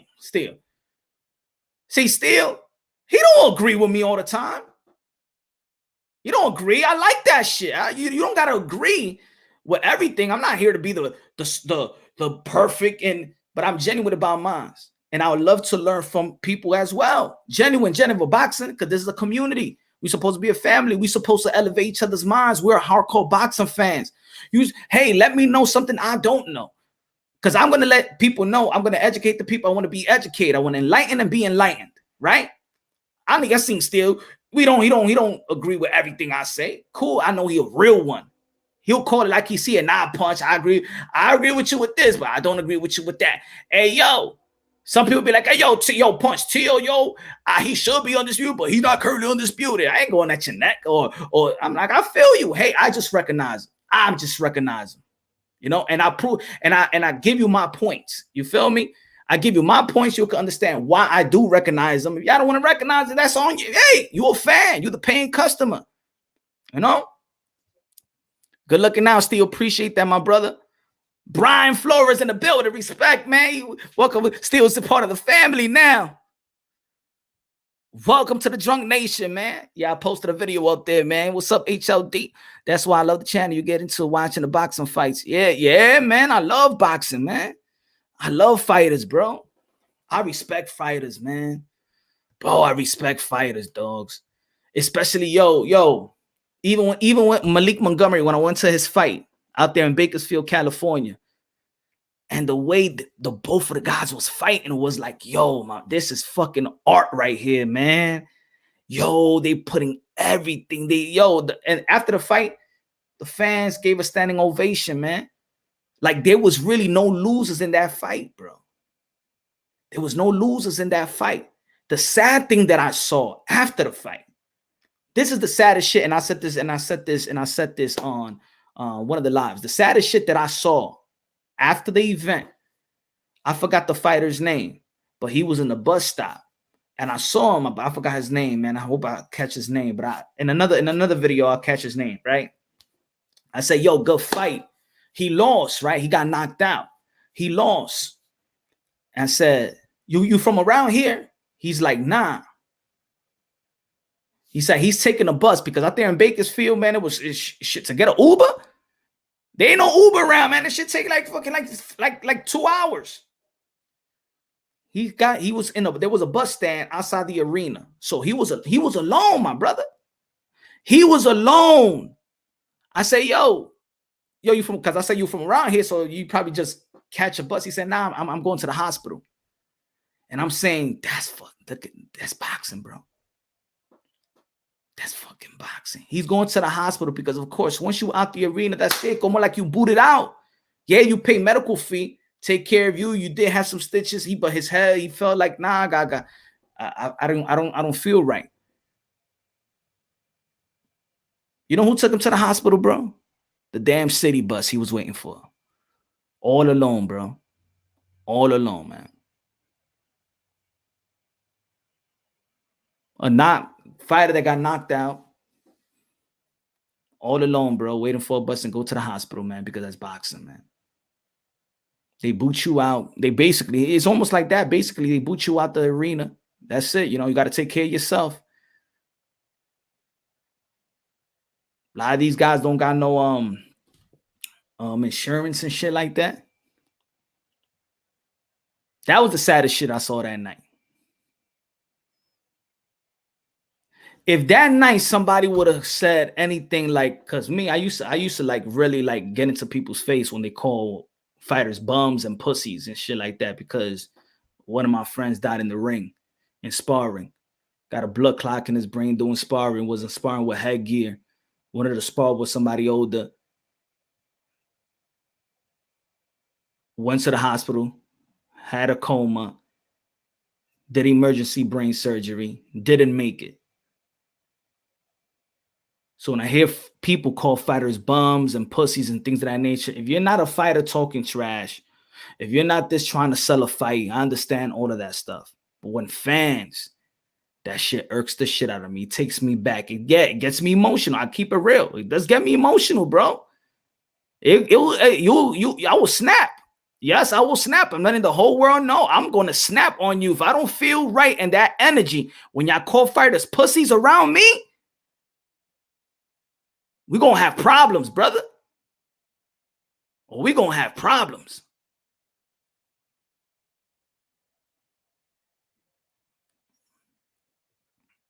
Yo, people, yo, but why you don't say that was the senior? I know why he's doing it. You understand? I have conversation. He respect fighters. He respect these dudes.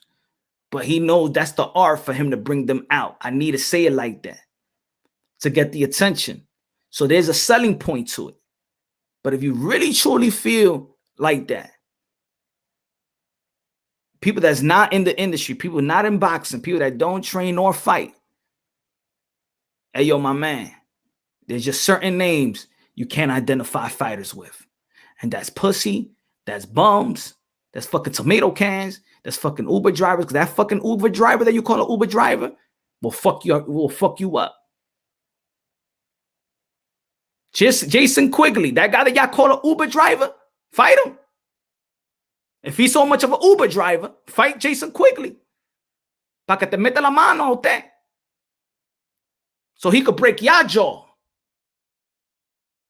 Get in the ring with Jason Quigley if he's so much of an Uber driver. Where you work? In the office? You work in McDonald's? You work in fast food? You work in a sneaker store? He's an Uber driver. It's an even matchup. Go fight Jason Quigley. Get in the ring right now. Maldito pájaro.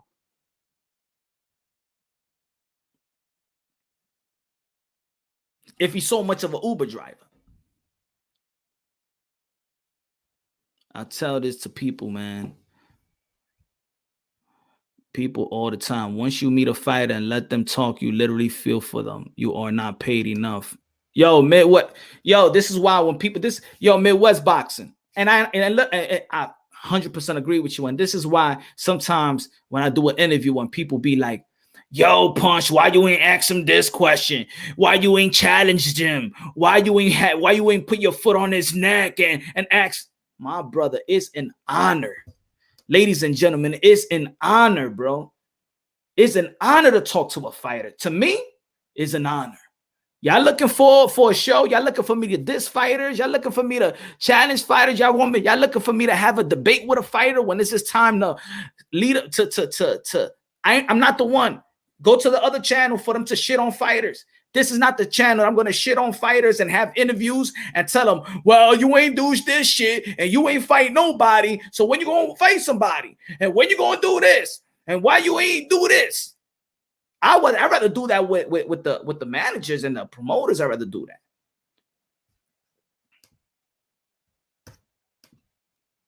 Yo, I'll strike. I ain't even seeing my brother. What do you tell people that say nobody told them to fight? Because I feel like that's very disrespectful to say.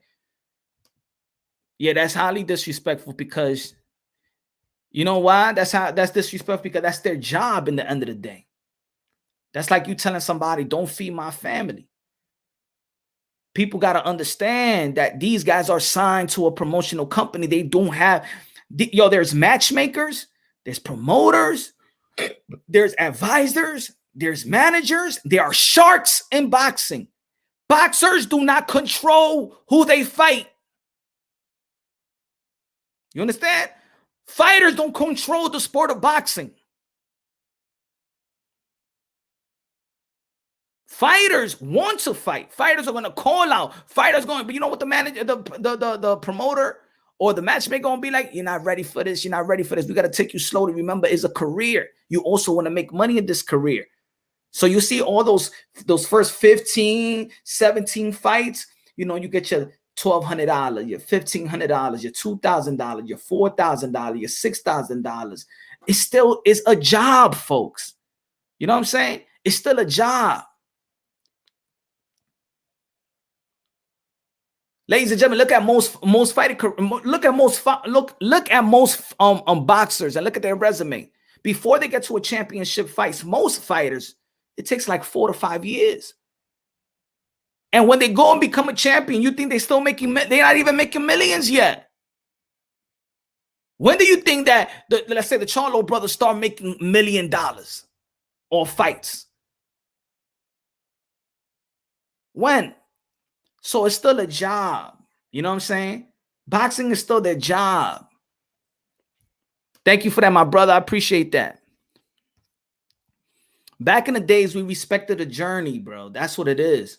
Back in the days, we respected the script, the journey of a fighter. Remember, boxing used to be the #1 sport in America.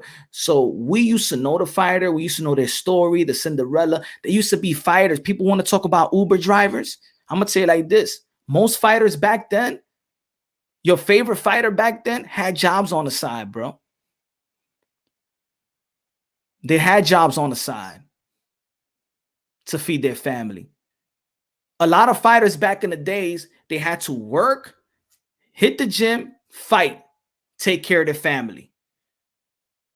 Or just work, train themselves, and then, yo, there's a lot. Look, today, Punch, did you get the vibe from Eddie Hearn? He was licking his chops, wishing he was Teal's promoter. I never seen him as excited promoting hating his own fighter. Nah, he loves promoting Eddie Hearn. And Eddie Hearn likes promoting Teofimo Lopez and he's cursing at you saw that interview? He's like, I fucking love this shit. Eddie Hearn don't talk like that on the reg. I think it's contagious when he's with around the Lopez. I think this is what he likes. You know what I'm saying? And because Eddie Hearn likes being in New York too. When I remember I asked him that 3 years ago, because there's more lenient here. You know what I'm saying? He likes the zone. In Sky Sport, you can't curse. You can't say none of that shit, BT or whatever. He can't curse none of that. So he's more freer now. Now he can really express himself. He likes that, even though the American market for him is not paying off the way it is. You see how vulgar the Lopez is, but that's boxing. He said that yesterday. This is what boxing is all about. Yo, everybody's talking about. Everybody was timing in on the press conference. You understand? Like, people say they hate the dude or they hate this fight. There's people that say, yo, just because of Teofimo Lopez Sr. going at it with George Cambosa's father, I'm going to watch the fight now. That's selling the fight. You feel me? That's selling the fight. That's what you're supposed to do. Yo, I hate his father. He talks shit. That's his son, though. You see how people was talking like, yo, Kenny Porter stop his son. He didn't want to see. That's his father, though. We respect that, right? That's Teofimo Lopez C. And this is what I got to say. I said it before. Look at how HLD still said, everybody that has a story, you won't know that unless you listen. And many fighters, they come from humble beginnings. It's a poor man's sport. Facts. 9 to 10 times the fighter you calling a bum, you could sit and have a drink with. Facts, bro. Facts. Yo, you think, look, the Nursing Channel was good, my brother. What do you think about Tia and Eddie Hearn becoming partners in boxing? I think a promoter like Eddie Hearn who talks, and a promoter like Teofimo and a fighter like Teofimo Lopez and his father that talks, that's a match made in heaven right there. That's Mike Tyson. That is Mike Tyson and Don King shit right there. You feel me? And Tyson ain't talk that much like that back then. You know?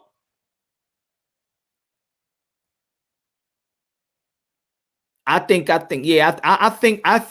Eddie Hearn. See, if I was Eddie Hearn, I'd play my cards right more with Tio. You know what I'm saying? And I'm like, you know what, man? Let me see it after his contract with Top Rank. I don't want to close my bridge with Tio. That's a match made in heaven right there. The way that Eddie Hearn promotes and the way the Lopez promotes, woo! I think they make a lot of money, man, together.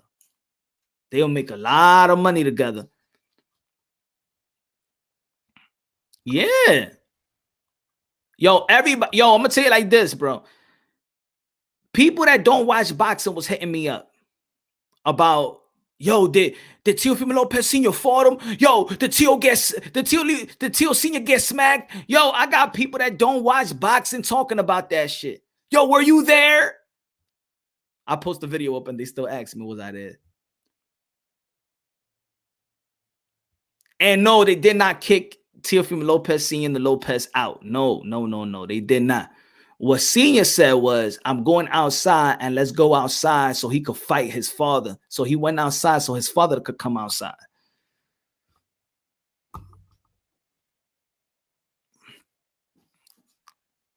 Tio is not a star, but yet you're talking about him. If he's not a star, you know about him. It's almost like when Boo Boo was saying what I told Boo Boo and stuff like that. You said nobody that you ain't fighting that nobody knows you, but everybody that knows you say that nobody knows you, you know? So it's the same shit. What was your overall impression of the press conference? I'm super hyped for this one. One of the best press conference. One of the best press conference. And you know why? Because I also got to give credit also to George Cambosa Sr. Because he added to the press conference. You know, George Cambosa Sr. was like, you know, I'm not good with the camera. But yo, George Cambosa, his mouth, his father's mouth, T.O.'s mouth, Senior's mouth, Eddie Hearn. So it was a great, everybody knows how to talk. You know what I'm saying? A matter of fact, damn, I hope that T.O. would have done that. T.O. Senior would have done that would have done that earlier during the build up to this fight. It's a great. I'm happy to be a part of it, and thank you. Hey, thank you, Matchroom Boxing, for accepting my media credentials applications, man. That's all I can say about that. You know what I'm saying? I'm getting denied left and right. I'm getting denied, man. Yo, I'm burning bridges just to be rich, to keep it real with y'all folks, man. Just to keep it real. Y'all don't understand. Let me tell y'all something, man. The realer, I'm getting denied because I'm keeping it real with y'all, bro. Just remember that. When I tell y'all, trust me, man, the Lena Elabes of the world don't like me. You know? So you can't be like PBC. You ain't getting to this shit. You ain't getting to this fight. Nah, you ain't coming to no Canelo and Plant punch. We seen that video. You ain't coming to this fight. You ain't coming to Wilder Fury. I thought I was gonna get Wilder Fury. At least I got Manny Pacquiao, Earl Spence, but changed it to Ugas. I got that, you know.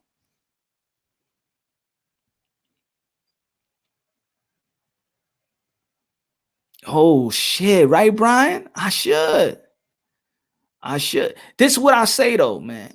I think that the YTBC, to be honest, and the YTBC, the boxing content creator, this is why I talk the way I talk, because I see that.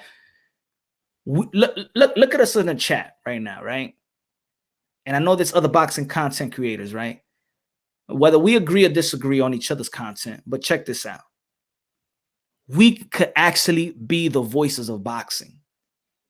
This is why I say I recognize Tio as undisputed. My voice, it's my voice against whatever bunch of voices.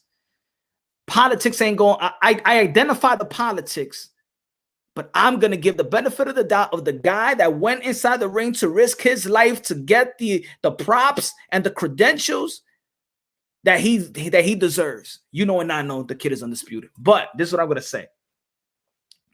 What I mean is that we're the one that's here 24/7. We're putting content content out 24/7. We go live for hours. We do the streams for hours. We try to get media credentials. We try to do all of that. This is why we really need to take control and be accountable of how we push and preserve the sport of boxing, because we actually could be the voices of boxing. Not only the voices in talking this. See, I think that people think this shit is minimal. No, this shit is power right here, bro. Power to the point that we could be in the position of saying who could be in the Hall of Fame, who this person could be ranked, how this person could be ranked. You see the guys, you see guys like Dan Rafael. Shout out to Dan Rafael. I'm just saying that these guys in Coppinger, all these writers, bro. We talk a lot of shit, but those are the voices that actually count, because those are the guys that votes in for those are the guys that votes for the Hall of Famers. So while you say, yo, Canelo ain't done shit, that writer right there that's putting him in the Hall of Fame, oh, he's done it all. You shitting on T.O.? No, that guy right there, he understands what he did versus Lomachenko. He's going to the Hall of Famer. He's going to the Hall of Fame. You know what I'm saying? We could be in position to be the voices of boxing. Not just in YouTube, though. The voices of boxing to go on, for the fighters to go on record books right here. We could be the voices of boxing. But no. What people want is esto, a little chain there, a donation, para ellos mismos, but not for the sport of boxing. Not for the sport of boxing. You talk to the people, punch, and that's why we follow you. Thank you, Brian. But it's also to preserve them, man. Also to preserve them. When Demetrius Andrade beat Jason Quigley in the locker room, and he's like, I want to see what they're going to say now. I bet they're going to say that I ain't beat nobody. I bet everybody said they wanted me to knock somebody out, and watch, it's not going to be enough.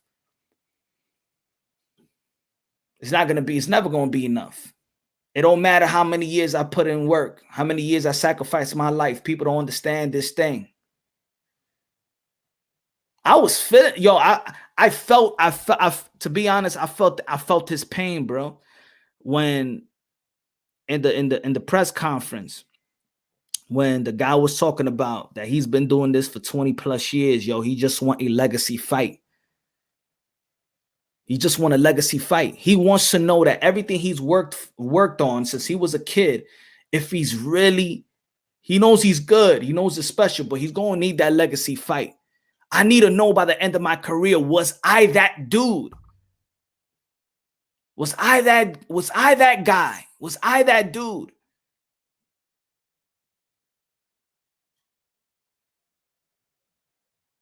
When you talk to fighters, and then you understand, and you go back to the locker room, and you see how they preparing for a fight, that humbles you, man. And that's why I respect fighters, yo. I respect fighters, man. Fighters are incredible human beings to me, man. I don't give a fuck what anybody say. People make fun of the Adrian Broner, man. I hope Adrian Broner get back in his feet, man. That's our brother right there, man. He's part of our community. He's getting abandoned by us, man. I want him to seek help. I want to be good. He got children. I want him to be great for his kids. I want him to be strong for his kids. You understand?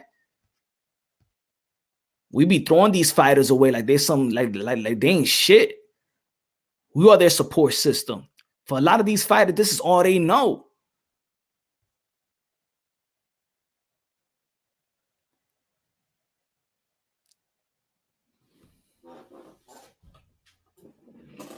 I'm looking at the list right now and I'm saying, yo, why these guys aren't hated? Why Jamal Charlo is hated like that? Because he talks shit. But guess what? He fights in the ring to back it up. Let him talk shit. Let the fighters talk the shit. They do this. We don't. We just talk shit. They have to talk shit and they have to back it up in the ring. Remember that. We are the one that's, we are the really one. We are the one that's not humble. We're the one that's not humble.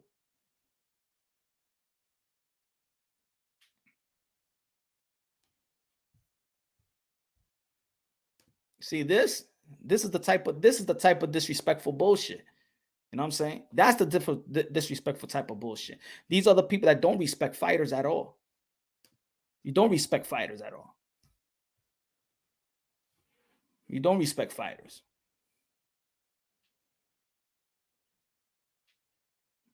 What should make a big ass petition? We should make a big ass petition saying if we don't get these specific swipes, we're going to cancel our subs.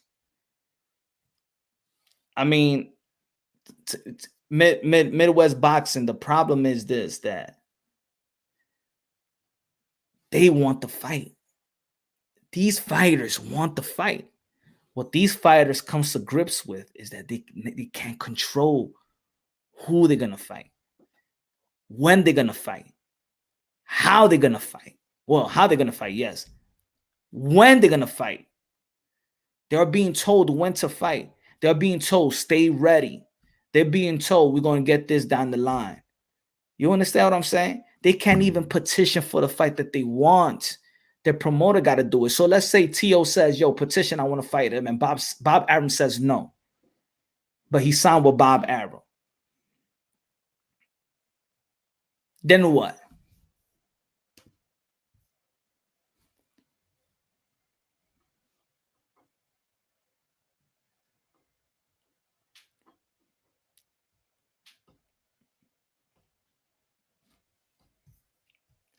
Haney never got his belt. He never earned the belt, but I'm not going to disrespect Haney as a fighter.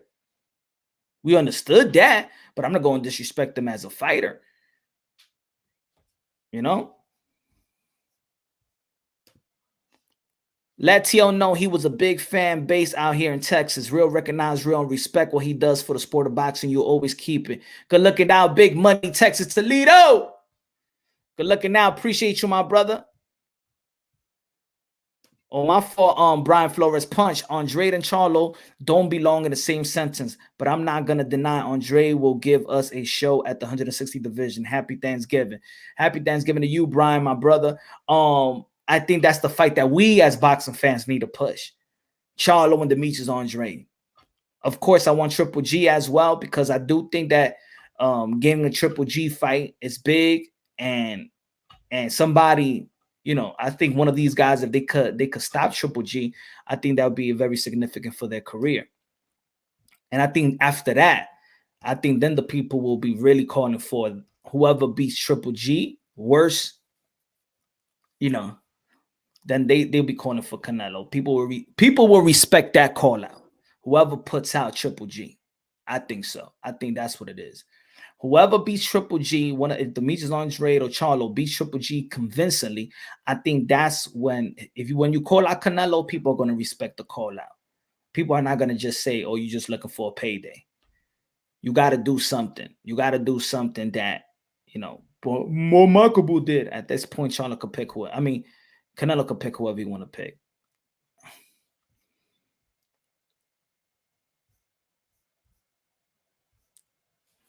Yo, Boo has been calling everyone out. All he's asking for a chance. Let the man eat.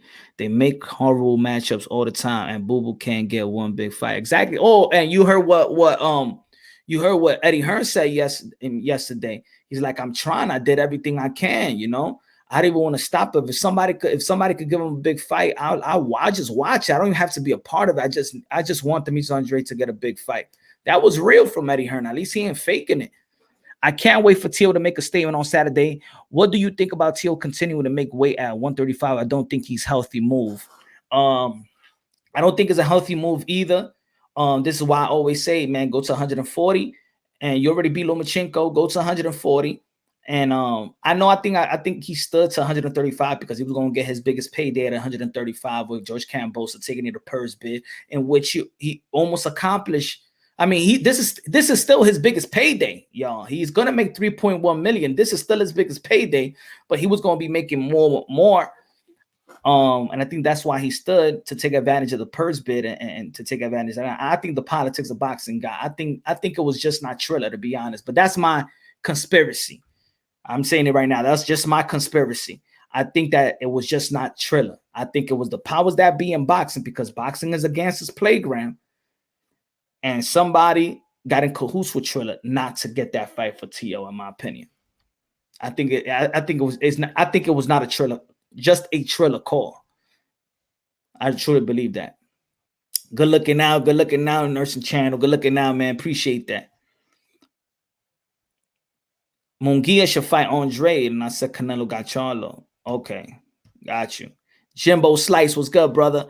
What's good, Punch? Your Figueroa versus Fulton gonna be lit as well. I know, man, but I'm gonna be working the fight. I'm gonna do I got media credentials for the T on Cambosa so I'm gonna be watching it on my damn. Do they got the Showtime stream? They don't got the Showtime stream, man. I'm probably gonna be watching one of the guys that's doing the live commentary. I'm gonna do my best to see the fight, or to see how I'm gonna see the fight. I'm gonna do my best and then give my take. But of course, I got Stephen Fulton being Brandon Figueroa. Tomorrow is the weigh-in, so can't wait to see the weigh-in as well.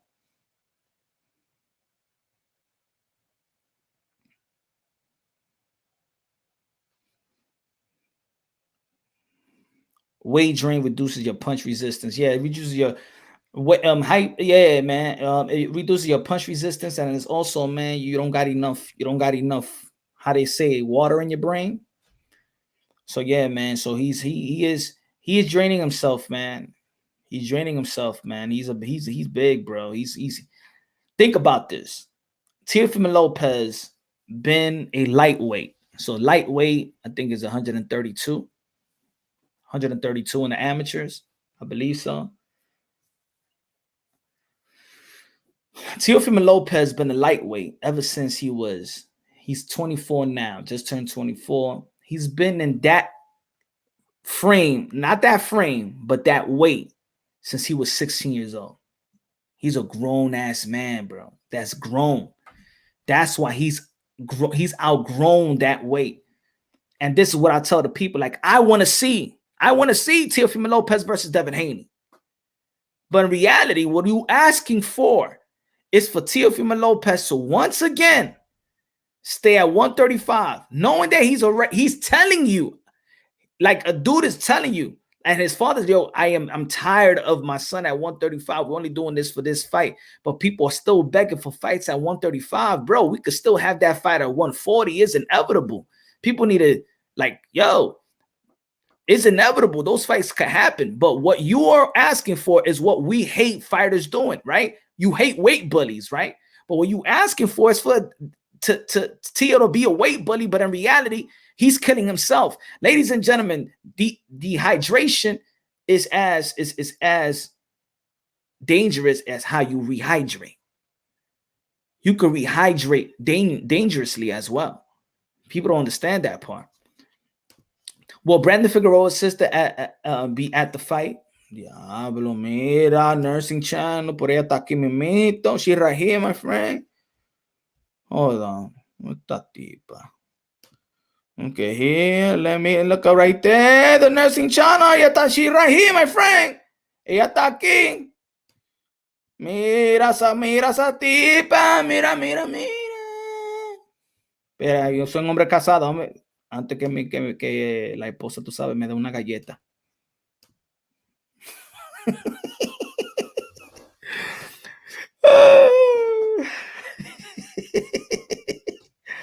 Mira, mami, mira. Tú no me llamaste esta noche.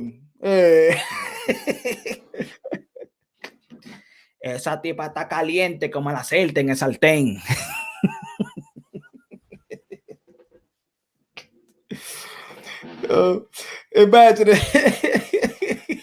Imagine what it could be like.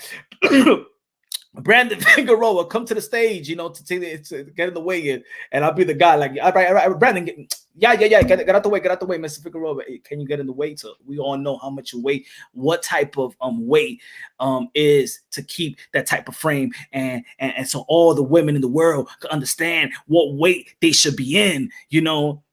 Hey, baby, but this is my fight. Hey, Brandon, vete de aquí, coñazo, no es contigo, que estamos hablando, es con ella. Hey, right there, can you get on the scale so the other women can understand where they should be at?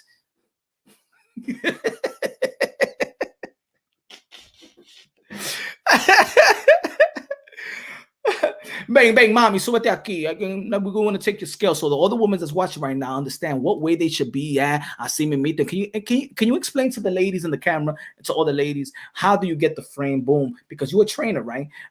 Can you explain to the TV for all the ladies out there to explain?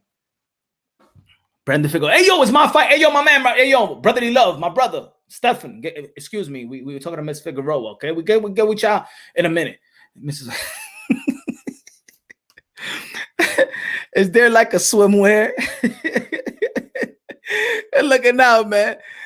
Yo, la otra foto. Yo, Punch. Some meal in the building. Yo, Punch. Keep up the good work at Amano Daycare Promotions. Name is catching on. Hey, yo, Samir. You see the question that I asked Teofimo Lopez about the mental, if you know what happened with Nakatani. I know, remember you left me a question, but I did act. The question was actually, you know, what's the word? I even told them after it. I wish I should have told them in the during the interview, but I said, yo, it was one of the that question is one of the guys in YouTube and the membership. His name is Samir, and that's why I asked the question and things of that nature. I told him about that. Thanks for the question, man. Thanks for the question. But I try to say that question that I asked him about the mental stability, you know, the roller coaster, that, you know, if he was not mentally stable in the Nakatani fight, going into the Nakatani fight, and he struggled in the Nakatani fight, and he already expressed during the matchroom, you know, 24/7 matchroom shit that he's going through, you know, relationship that he's going through. He was going through a lot of roller coaster, emotional, and then, you know, is that good? If you're not mentally, if you've been mentally fatigued or mentally unstable, how would that play into this fight?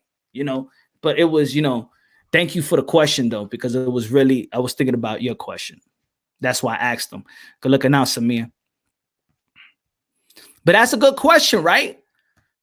I mean, Teofimo Lopez, remember going into the Nakatani fight, he was having, you know, remember they was doing the lead up to the fight, the family issue and things of that nature. G Funky Boxing in the building. What's good, G Funky Boxing? Everybody subscribe to G Funky Boxing. What's good, brother?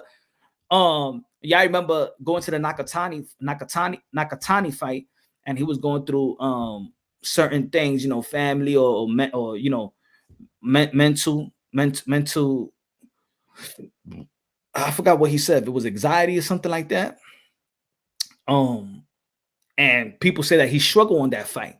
Now, walking into this fight, we heard him, you know, saying that he was going through the same shit. A lot of shit is going on in boxing, mentally, his roller coaster, and then he found his enlightenment. You know, he got closer to God. He's doing a lot of meditation and things of that nature. So he's had a roller coaster mentally. He has a roller coaster year. So that's why I asked him, is he all up for this fight? Where are you in this roller coaster mentally? Where are you? He said he's in the top. So that's a good answer. That's a good answer. And that's good that, you know, he's doing good. Hey, yo, Transcender Sports channel in the building. What's good? Everybody subscribe to Transcender Sports. What's good, my brother? Canada in the building. X-Shape Form said, yo, Punch, can you ask Eddie the hard question on the WBC potential? You know, X-Shape Form, I'm going to apologize to the people. I wanted to have that dialogue with Eddie, but yo, they was rushing us out, and there was like, you know, when I was interviewing them, there was like 5 other people interviewing them, and it was like harder because I wanted that back and forth. You know what I'm saying? Like, I even cut the one dude off because there's this other dude that was just talking, and I had to be rude, bro. Like, he even said, yo, okay, you can stand here.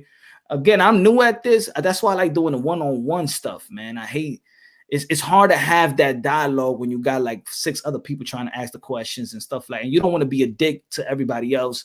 But they was kicking us out from MSG. They was like, yo, 2 minutes, 3 minutes. I mean, 3 minutes, 2 minutes. And it was like, all right, man, I ain't gonna have this dialogue. So you know what? Let me just ask this question, because I think I'm gonna get a chance to talk to Eddie Hearn maybe tomorrow, hopefully on Saturday after the fight. You feel me? So I'm gonna try to get into that petition, that Estrada talk, man. You know, that I'm gonna get into that talk. Trust me, I'm gonna get that talk.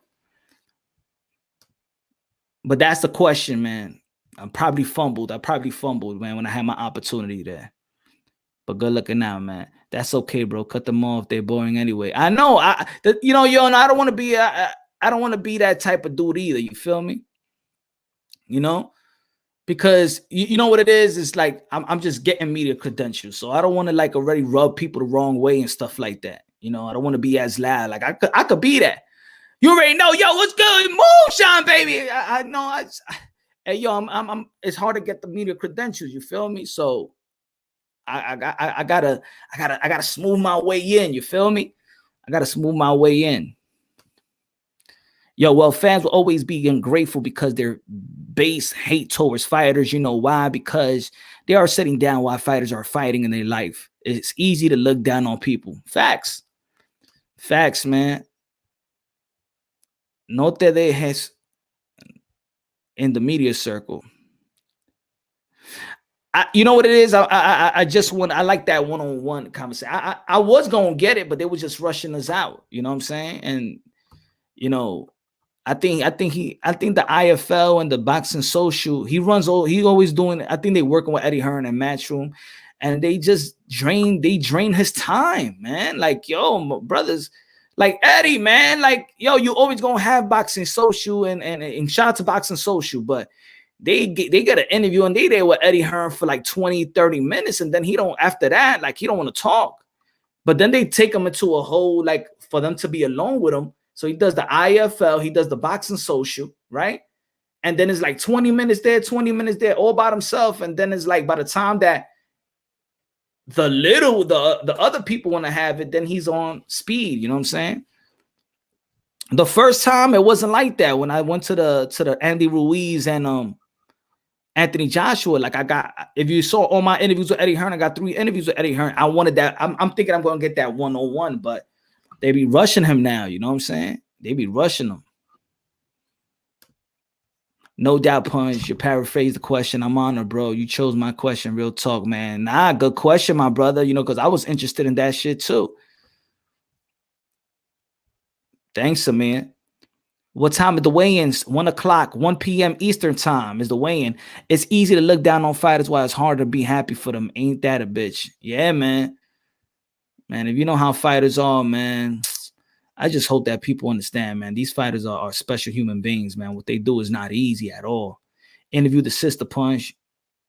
You're not down. Nah, they on the West Coast, man. Or even T.O. sees how authentic you are, brother, on the pursuit to greatness. I'm with you. Thanks, bro. Yeah, man. Yeah, man. T.O. cool, man. Show me love, man. That's what's up. You know, I appreciate him as a fighter, man. I appreciate the things that he's done in the sport of boxing in a short period of time. You know, he's the one that's doing it out of this. That's why I call him the captain of the generation, the commander in chief. You know? Yeah, I support Teofimo Lopez. Hell yeah. I support Teofimo Lopez. You know why? Because he support legacy. You understand? So for people be like, oh, yo, but you're a Teofimo Lopez fan. I'm a fanboy of boxing. I'm a fanboy of boxing. And I give the fighters, you know, I support all the fighters, and I praise the fighters going out there pursuing greatness, bro. Got to tell y'all, folks, Teofimo Lopez did not have to fight Lomachenko. Bob Arum ain't even wanted that fight. He pressured for that fight. You know, they were like, yo, wait after the pandemic and things of that nature. Nah, he wanted that now. You know, Canelo Alvarez, man, out there for greatness. A lot of people played Jamal Charlo too, but Jamal Charlo fight Brian Castano for undisputed bout this year. Regardless how it was a draw, y'all ain't like he still fought for undisputed. You know? And there was no support, no real support for that fight. You know, so Jamal Charlo doing his thing, man. Shout out to Brian Castano, but Jamal Charlo, my guy too. I don't give a fuck what anybody think. He out there, man. He's doing his thing, man. He's getting the straps. He's getting the belts. I like Jamal Charlo too. I just hope that, you know, him and Andre get it on and pop it. Earl Spence, man. Earl Spence, Bud Crawford, get it popping, you know?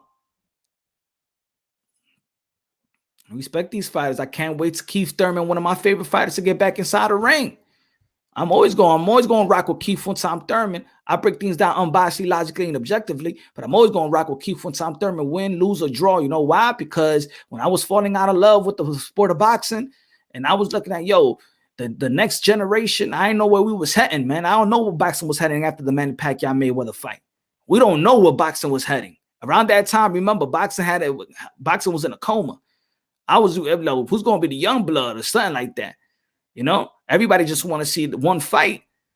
I was watching the amateurs, 07, 06, 05, 03. Keith Thurman, Demetrius Andre, Sean Porter. They used to call him the little Mike Tyson back in the days. Sean Porter was knocking everybody out.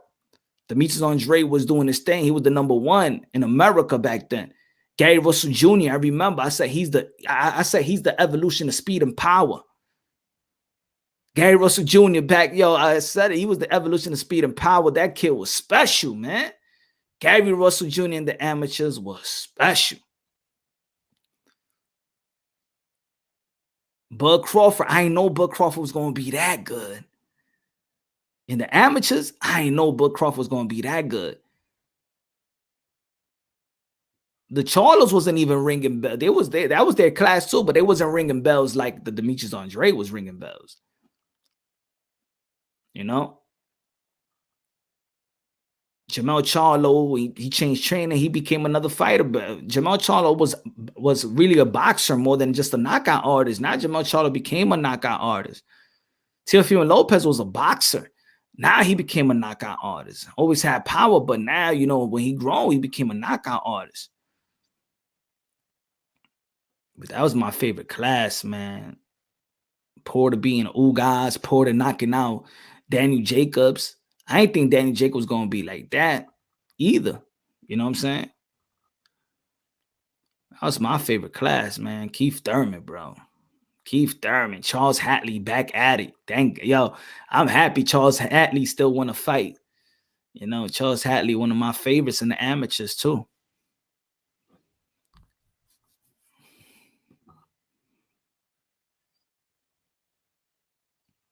Teofimo Lopez Sr. is the best in the game, the best trainer. Man, I think he's the best seller right now in the game. Teofimo Lopez Sr., other than out of all the, not including fighters, Teofimo Lopez Sr. is a seller. He's selling fights right now. Because I'm going to tell you like this. You don't know how many people said that they're interested in watching this fight because it's Teofimo Lopez Sr. You don't need another alphabet group to promote anti-racism. They just... Kill, be killed. CDD. What does CDD stand for? If you don't mind me asking. Oh, I don't know. Yes, sir. Tell punch without being sensitive. I don't know who's that. Great front man. What's good, Norman? I don't know who CCD. I don't know who's that. Teofimo says. I left the arena in May 2015. I was like, so what's next? Boxing is... Yeah, right? Right? After that fight, we was like, yo, what's going to happen now? 2015, after that Manny Pacquiao and Floyd Mayweather fight, it was like, I was happy because Golden Boy signed my boy Deontay Wilder. You know what I'm saying? I was happy before that. I know he was going to be all right. Well, Deontay Wilder, to be honest, I was saying that, if I had a channel back then, shit, y'all would have seen, shit, I was a Wilder, like, Wilder's my guy. I was so happy with Golden Boy Promotion signed Deontay Wilder. I said, America will be back. I remember that day, Oscar de la Hoya said, we got our American champion. I remember I saw one fight with Deontay Wilder, and I said, I hope somebody signed him. I remember he had a knockout. He was wearing the army fatigue trunks. I said, man, somebody got to sign, and I'm telling you, bro, Deontay Wilder gonna be our champion. And then he got signed, and he outboxed the Vern to become heavyweight champion of the world. He outboxed the Vern when everybody was talking shit that he can't box. That's why I like that performance. I don't care a fuck how y'all feel about Wilder, man. That's my guy, man. He's still my guy. Anybody that know me still, that's my guy. I mean, after Pac retiring, all I can say, he comes from that class too, the 07, 08 class too. Punch, what round you see Lopez versus Cambosa ending? I say it's going to be a difficult matchup in my opinion. I think that we could CCD respect Punch Run Boxing in their chat and panel. Salute to all you guys. Keep doing your thing, big bro. CCD. All right, kill or be killed. Good looking out, bro. That's dope, bro. But what is it? Good looking out. Good looking out. Appreciate you, my brother. Appreciate that. God bless. Punch. What round you see? What round I see Lopez versus Cambosa? I think I don't think it's as easy fight in my opinion. I respect Cambosa's skills and talent. I respect his approach to the game. I respect, he's highly respected. You know what I'm saying? I mean, people just act like people don't know him too much, but if you're a Manny Pacquiao fan, if you're a Manny Pacquiao fan, how don't you know George Cambosa? You know that Manny Pacquiao have stated that's his favorite sparring partner, and that's the guy, that's his leading sparring partner. They're gonna prepare for his last 4 fights, not last one. He was in the training camp. The last one, Ugas, so Spence. Before that, he prepared him for Keith Thurman. He was there for him for Adrian Broner. He was there preparing for the Lucas Matisse. Manny Pacquiao state that that's his favorite sparring partner. That's the guy that prepares him. So it's good that nobody is talking about this in this press conference, because I know that he wanted to get out that shadow of being just a Manny Pacquiao sparring partner. And I think he finally has gotten out that shadow, because nobody's even mentioning that in this press, his main event fight. But I think he's a fighter that nobody's really respecting that much. And but I do respect his skills and talent. I think he got one of the fastest hands in the division. He doesn't got the pop, but he could counter punch real good. And the thing is, George Cambosa counter punch with combinations. He just don't counter punch with one shot. I don't think that George Cambosa could really hurt Teofimo Lopez. But Teofimo Lopez, he's the goods, man. He's the it factor. Teofimo Lopez is an amazing boxer. Got one of the best IQs in the game. We saw that versus Lomachenko, one of the best IQs in the game. So he can outbox you, outslug you at the same time. Got power. He's growing. I think he might come a little bit, you know what I'm saying, drained, but depending how he rehydrates. He's been working out throughout the whole year. So his weight been down. But we'll see. I think that Teofimo Lopez is gonna take him in the later rounds. He's going to stop him in the later. He's gonna stop Cambosa in the later rounds. But I think that he's gonna give him some type of looks. Could we see Teofimo Lopez probably be fatigued? Maybe. You know what I'm saying? That game speed, fighting speed in the ring is different. We have not seen Teofimo Lopez having sparred in a while. His father said that. That was something so we could really pay attention. So he said that he haven't sparred. He rarely sparred in this camp. I mean, he's been sparring throughout the whole year, but I think that when that speed, that game speed, how you say it, so I think he's gonna probably. I could see he might struggle a little bit, and then I think that he's gonna catch his win, and I think he's really going to stop him. And I think Teofimo Lopez he said he really, really want to knock him out. It's very personal to him. So let's see, man. Let's see. I think he's going to stop him later on, but not in the first round. I don't think so. But hey, Teofimo Lopez saying it. Let's see.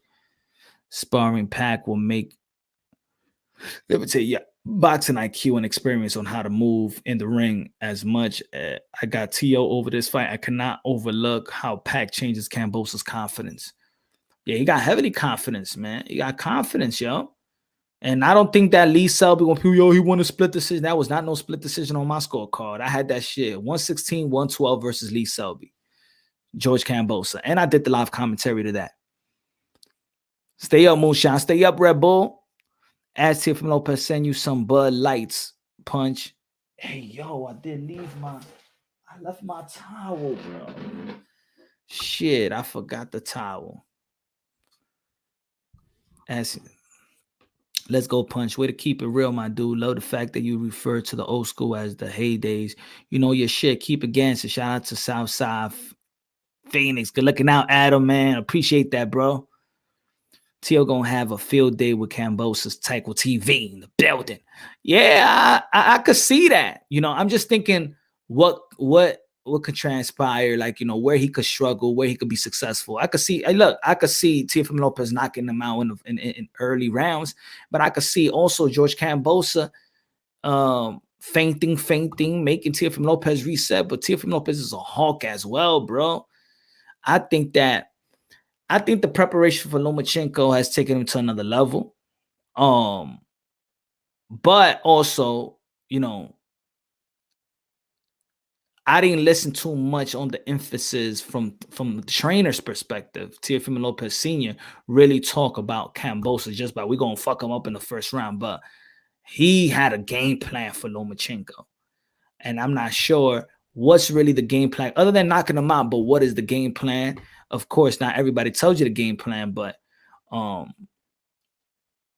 what was the preparation dialed in for Kambosos? I think it was very highly dialed in, you know, for that June date. Remember, these guys been having like 3 training camps already. So I could understand if Teofimo Lopez wasn't sparring, you know, that's a lot of wear and tear throughout the whole year, you know. And maybe he wants to, you know, when he sees George Kambosos, you know, let's see if his timing going to be. And they both haven't fought in a year, so ring rush shouldn't be a problem. I think they're even in that sense. Punch, I feel Teofimo Lopez's biggest weapon that really no one talks is his ability. That's what makes Teo dangerous. His adaptability. Yeah. Mm-hmm. He got a high IQ, man. I've been saying this shit since the amateurs. I've been saying that's why I said that he was going to outbox Lomachenko, because I know his IQ. He knows how to adapt. He said he loves fighting southpaw. Matter of fact, he said, don't be surprised if I'm going to fight southpaw versus George Kambosos. He said he might fight southpaw. So he wants to show the evolution of his skills and talent. That's going to be incredible. I would like to see more, you know, because, you know, we know that. I think that at this point, Teofimo Lopez is the master of the catch and shoot. He mastered that shit, bro. You are not going to throw a shot and ain't nothing coming right back at you. And I think that's what, when Lomachenko saw him pivot simultaneously with him and move with him and not trying to give him the angle, saw that he was more athletic than him. He saw a guy that was bigger and more athletic than him, and his timing was just impeccable. You know? Let's see where Teofimo Lopez time is going to be, because if his timing is going to be impeccable like like it was throughout his fights, that left hook is shooting. I would like him to hold that left, that you know. So I know he's always in the you know, shoulder roll, but I hope he brings that phone booth up. You know, sometimes I think sometimes the little bit that he got hit, you know, sometimes I don't think that he needs to be on the shoulder roll at all times. You know. That's my opinion. But let's see the evolution tomorrow on Saturday. The hate for the kid from the is the disgusting punch. Yeah, man. They just hate, man. They hate the successful people, man. That's whack in boxing. Our champions, we got to hold them high so our sport can move high. Just like NBA, right?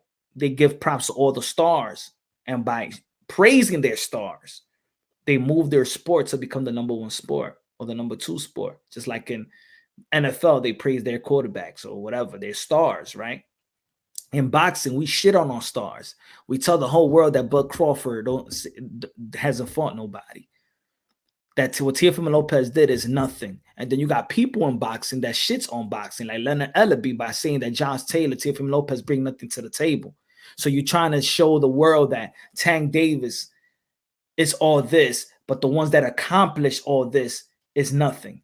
Then you shooting yourself on the foot. And I believe that Leonard Ellaby is getting a pass by a lot of mass media because they're just holding on to that media credential. You cannot say that. You cannot say that publicly. You do not get a pass for saying that these guys bring nothing to the table. Because in reality, he brings nothing to the table. Legacy-wise, all he's bringing is a bus in the seats and probably a better purse. But he's not bringing no legacy. He's not bringing no legacy. Let's be honest. If Teofimo Lopez fights Tank Davis and beat Tank Davis, what does he earn? What title does he get? If Josh Taylor fights him at 140 and beats Gervonta Tank Davis, what was a better fight? Josh Taylor being Pro Grace or Josh Taylor being Gervonta Tank Davis? What was more accomplishable? So in the end of the day, man, they can't be talking like that. Weird TV in the building. What's good? What's good, my brother? Salute. Keep keeping. That's a new thing. All right. Those channels, they create these narratives to get here. I think the Lopez versus Haney will not happen. I don't think it's going to happen either. I don't think it's going to happen either. In 140, probably. I think it got to be humbleness. The only reason why I say that they should petition to be the mandatory to Teofimo Lopez, not to belittle them. I say, like you said, Punch, Daycare Promotions. Yeah, Mayweather Promotions, aka Daycare Promotions. And I know that Mayweather is doing the in and outs of the business of this. Is letting Ellaby, so because Flo Mayweather, even though that's Mayweather Promotions, man, I don't want to diss that, man. Mayweather Promotion has done a lot for the sport of boxing, yo. Mayweather Promotion is the man, yo. I'm sorry, not Mayweather Promotions. Mayweather, Flo Mayweather, he's the man. All right, he done his shit. I can't critique. When I say Mayweather Promotions, I mainly mean Leonard Ellaby, not actually Flo Mayweather, because I don't think that Flo Mayweather does. I think it's his name, but he's not about the operation, in my opinion. Tell them Transcendent Sports.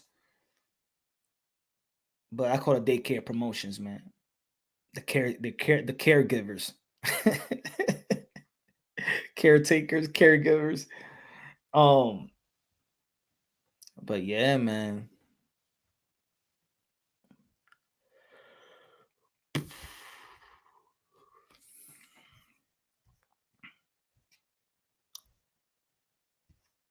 Yeah, but my prediction to that fight, I'm gonna do a video of the prediction for Teofimo Lopez and George Kambosos. Yeah, I got Teofimo Lopez beating George Kambosos. I'm stopping him in the middle rounds. I want to see what type of fight that George Kambosos going. When I saw them in person, and I seen George Kambosos' body, right, and I saw Tio, and I'm like, damn, it actually does look different. Like Tio look massive. Like his back is and I seen George, and George is in shape, right? And I know body is nothing, but I'm just saying, like, Kambosos is quick and fast, but Tio is fast and quick, and you could see you could just see the power, bro. You could just see it. And I'm like, damn. I said before it was gonna go to the later rounds, but now when I saw it and I seen the workout and stood next to them, Tio is when he rehydrates, man, he's gonna be massive, bro. He's gonna be massive. Yo, he is, bro. You could tell he works on his neck. Just look at the interview that I had with him. Look at his damn neck, bro. He got like a fucking Mike Tyson's. He got a Canelo neck, bro. He got a Mike Tyson neck. Tio. That kid is like but he's like he's a solid, stocky kid, bro. You know what I'm saying? Yeah, he's 135, but he's a strong 135. You know what I'm saying? He different, man. He different, man. He different.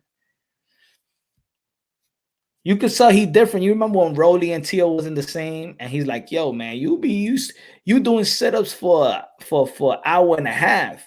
Like, he's a professional boxer. He won't even try to do half of what Teofimo Lopez is doing.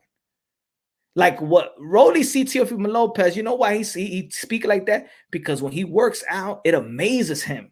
Like like Rolly's like, shit, I ain't gonna push myself to that shit. That's the difference.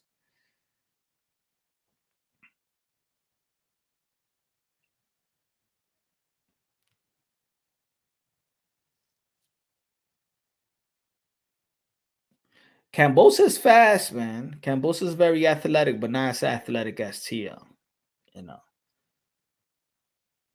he's gonna be. I want to see. He's gonna be a good fight. It's gonna be a good fight. I'm gonna tell you like this: Cambosa is gonna bring the fight to Tio better than Lomachenko. I'll tell you like that. Cambosa is going to bring the fight to Teofimo Lopez. I'm going to tell you, Cambosa is going to go out like a warrior if he does. Mark my words. If Cambosa goes out, he's going to go out swinging. He's going to go out swinging. He's going to come out swinging. He's going to throw some combination. He ain't going to be like Lomachenko. He's not going to be like Lomachenko. Watch. But y'all, ladies and gentlemen, y'all, I hope everybody had a Thanksgiving tomorrow. Definitely going to go live tomorrow. Definitely going to go live, man. Exclusive. And I'm going to have another exclusive video I'm going to put on the membership, Drunk Nation. I'm going to put another video up tomorrow. Of course, it continues, man. Hopefully tomorrow we'll probably get Eddie Hearn or probably on Saturday. So, yo, thank you for all the people that have been supporting the channel. Love y'all, man. Stay blessed. Keep God in your heart. And y'all, my brothers and sisters, man. Love y'all. God bless. And on to the next. See y'all tomorrow.